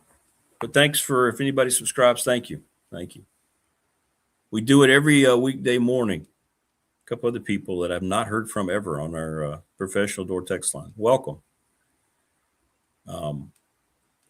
We do the live show here 6 to 8:30 a.m. before I scamper off to my real job at Radford University. And we're going to start another sub show, Big Dog Pop. We're going to just get into more things like this where we can really get into the nitty gritty. We're going to invite people on that are in chat to jump on the screen with us, and we'll have a great conversation. And in the month of March, I got the update from YouTube, and we had over 140,000 views. And to me, that just blew me away. And I thank everybody who took the time to watch. A lot of people are going and watching the shows later, which is just fine. It all counts. Exactly, Xenix. And that's what I've tried to do when the show was just on radio here locally. In a world that feels so disconnected, sometimes there are platforms like this where you can cultivate community. Exactly. And that's what this show has always been about. And that's what all of our amazing sponsors are about.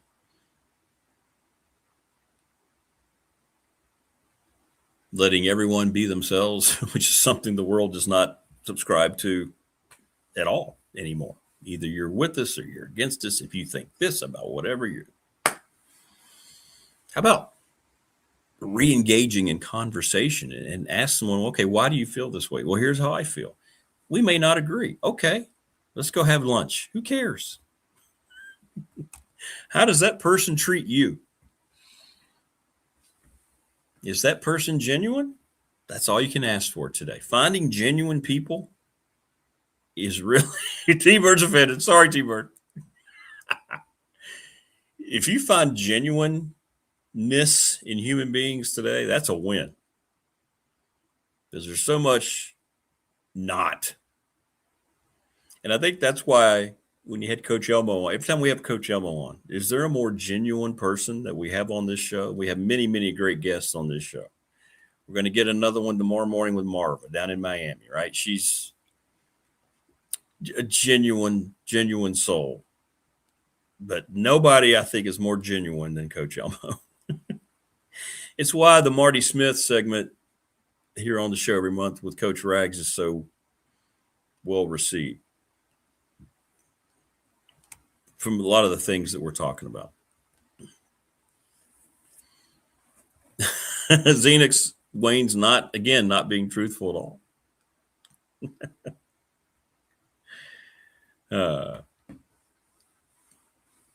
Is it really, Prometheus? So Dublin is the fastest growing place in the country? Really?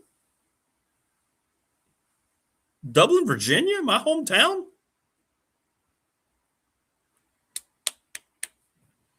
Good to know. Didn't know that. The bringer of fire, bringing facts. Yeah, it's real reality program. It is. It is. Not the crap you see that's, reality TV that has a camera, that has a script, that has a director. But yet you're supposed to watch it and think this is really happening. Ever think about how stupid reality TV really is? Because it's just a different version of scripted shows. I mean, you do understand that none of the people who are on these islands are doing Survivor. You do understand these people aren't in danger because there's production crews, dozens and dozens of people out there with them, right? You do realize that.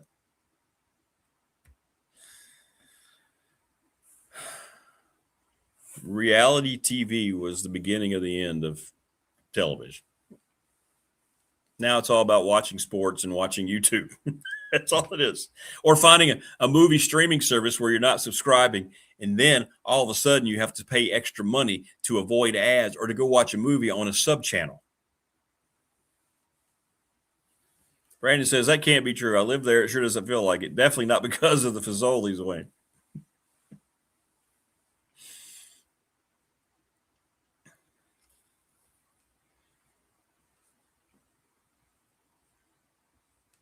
It's like, yeah, exactly. He was fighting for his life 20 feet away from a Marriott. Exactly. 100%, Xenix. 100%. Oh, no, what's going to happen? Well, there's a commercial coming up. Then they're going to reset everything and make sure you tell the person how to act to make it seem more dramatic and more real. But hey, it's reality TV. What are you talking about? Really? Come on.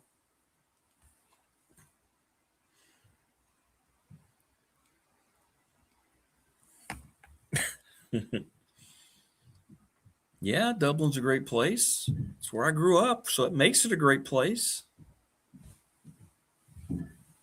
And I'm telling you, Xenix, Dublin, Virginia is not anything like growing up, going to high school in Queens, Long Island.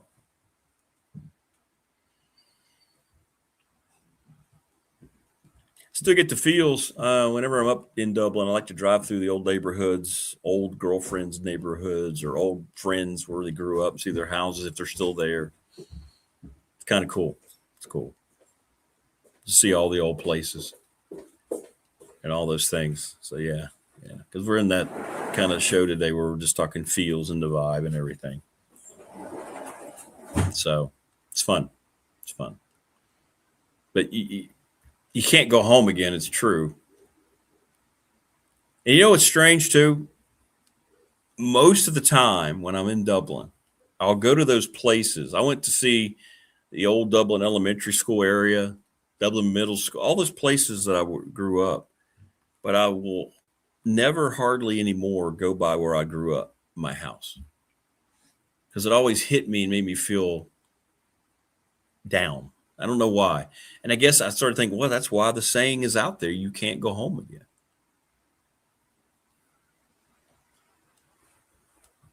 Phoenix in the Cincinnati area now. Slow, but welcome. Yeah. Pops was stationed in Norfolk. Hey, there you go. By the coast. My brother lived in Virginia Beach for decades. Very cool. Very, very cool. The breadsticks, T-Bird, all you can eat. What, at Fazoli's? How many breadsticks can you eat, Wayne?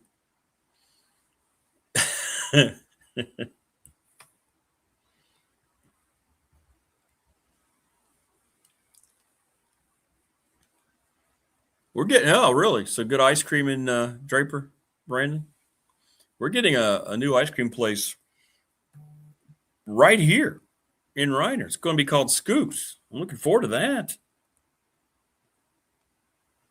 Oh, I just got the birthday notice. Today's Coach Bonnie's birthday. Bonnie Hendrickson. I'll have to reach out to Coach Bonnie. Wish her happy birthday. I'm going to reach out to her and see if she wants to come back on the show. She's been on the radio show many, many times, but it's Bonnie Hendrickson's birthday. Hey, there you go. That's right, Xenix. Wayne is Wayne from Ohio. He lived in Liberty's Township near Cincy a few years ago. Wayne is a massive Bengals fan. Let's see, I can do it too, Wayne. I mean, you can't see Wayne without him wearing some of those Bengals colors.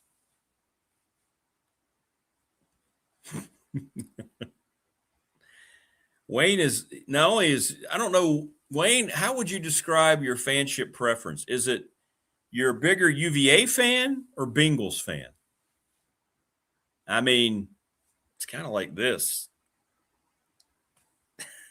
I've been to Cincinnati many times. See my Padres out there. Yeah. Yeah. Many, many times.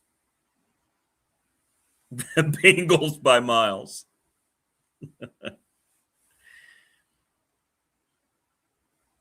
You see Wayne walking around with his old Corey Dillon jersey when he's out buying his latest Hot Wheels. Look at these connections to Xenix now. So T-Bird's niece lives on Long Island, a block from the ocean. She teaches 8th grade in New York City. Look at that. See, Xenix, you've stumbled upon people here that have a connection. That's cool. That's why I love this stuff.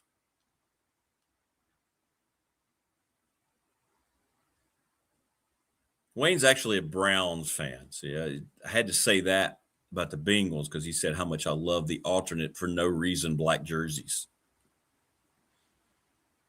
Kenny Anderson. He finally got in the Hall of Fame, didn't he? Is he part of this class coming up? Or am I just imagining that? Oh, you have a Scoops in Giles? Oh, well, they're coming to Reiner. Wow, they're expanding. That's cool. Maybe we can do some cross promotion with them and have like coupons or something.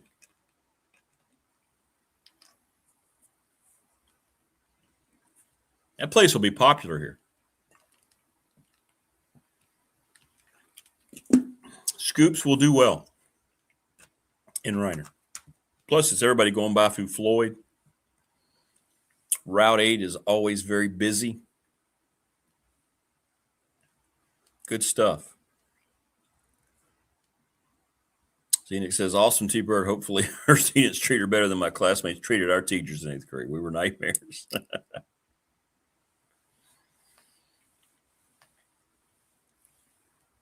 Yes, there's no doubt. Wayne's first love is Bret Michaels. There's no question. As a matter of fact, I understand that if he were going back in time and given the choice, I'm not sure he'd want to be with more. Olivia Newton-John, Farrah Fawcett, or Bret Michaels. Oh, the bull that I showed you? Yeah, he's cool, man. So every time I drive out, and I go out a road called Fairview Church to go to Backway to Radford, to go to Radford University. And the bull who rules the roost, right? There were 3 to start. 1 remains because he won. And he just stands there around the fence line looking over the fence, the road. He's just casually chewing his cud, you know. You see all the other, you know, the heifers and the cows around, and he's just like, yeah, I've made it in life. Don't come in here. Don't walk in to my field. This is my field. He's the ultimate badass. The bull who rules the field is the ultimate badass. 100%. We had a bull when I was growing up on the farm named Sam, and he was cool. Isn't the Bengals one of only NFL teams without championships? Yeah, Super Bowl and or championship. Yeah, Bengals are one of those, 100%. Nope. Let's see. He wants back out. Hang on.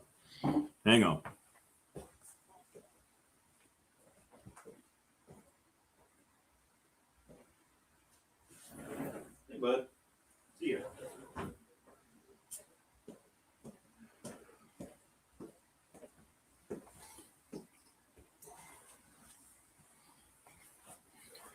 I mean, you've got the Browns haven't been to a Super Bowl. Sorry, Wayne, I'm not picking on you. I promise you. The Jacksonville Jaguars, but they haven't been around as long. They haven't been to a Super Bowl. Houston Texans,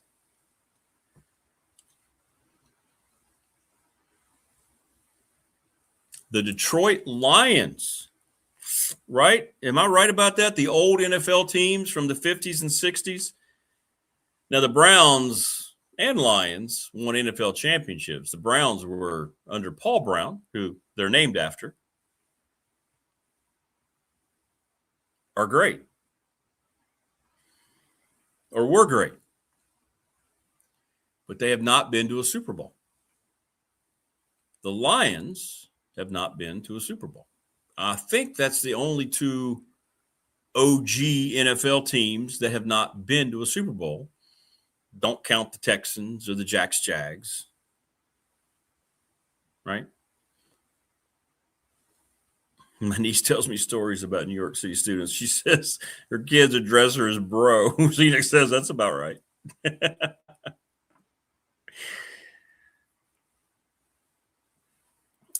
Am I right about that? Arizona has been to a Super Bowl. The Cardinals have been to a Super Bowl. They lost to Pittsburgh. I think that's right. The Jets haven't been since Super Bowl III and Joe Willie Namath. You can go through all the divisions. The Dolphins haven't been in a long time. Patriots just went. Browns haven't been. It's been a while for the Bengals. But the Bengals have been twice, and both times it was against the 49ers, right? Obviously, the Steelers dynasty, throw them out. Baltimore, they've been, what, twice or three times? Jags haven't gone. It's been a while for the Colts. Texans have never gone. Tennessee Titans, well, they went once, lost to the Rams on the tackle. Then, of course, the Broncos, who have been to 8. Raiders, it's been a while for them. Yes, they lost to the Bucks. Of course, the Chiefs in their recent run. And the Chargers have only been once, and that was when the 49ers, Steve Young, got the monkey off his back, right?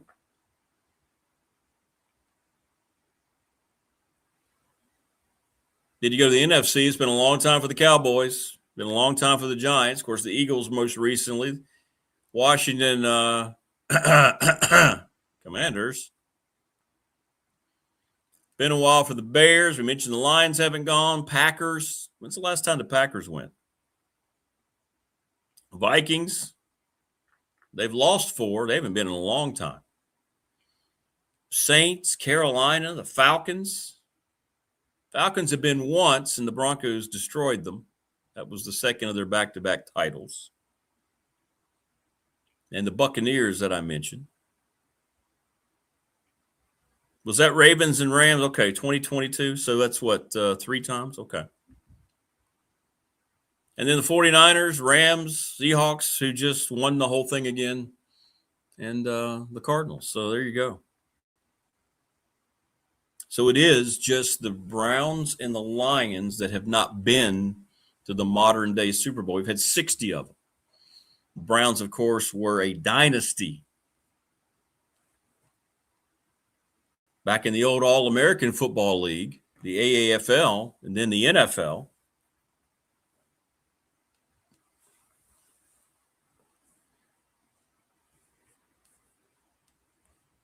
Ollie Matson played for the Rams back in the day.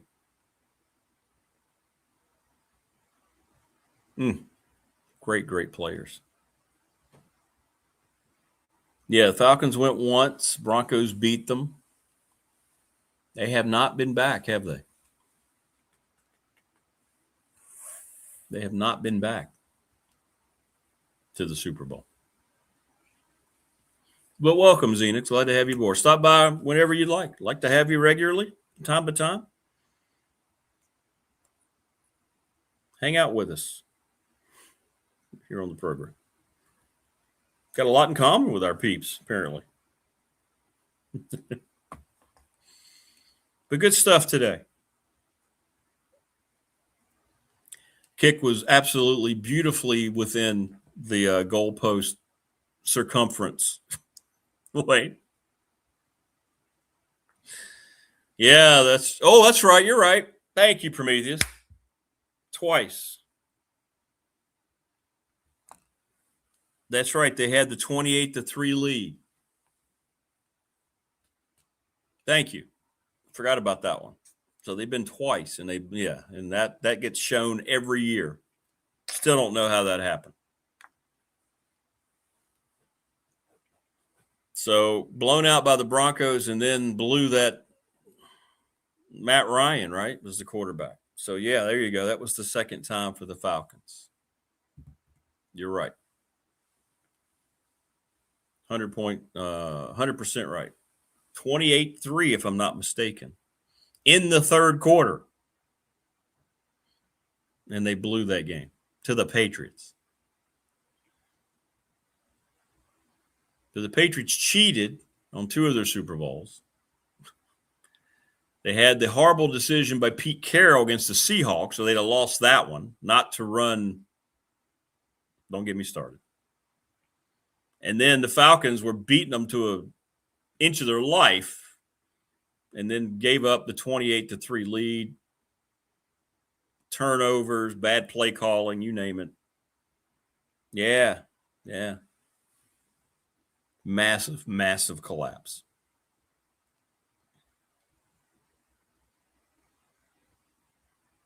Unspeakable collapse, to be honest.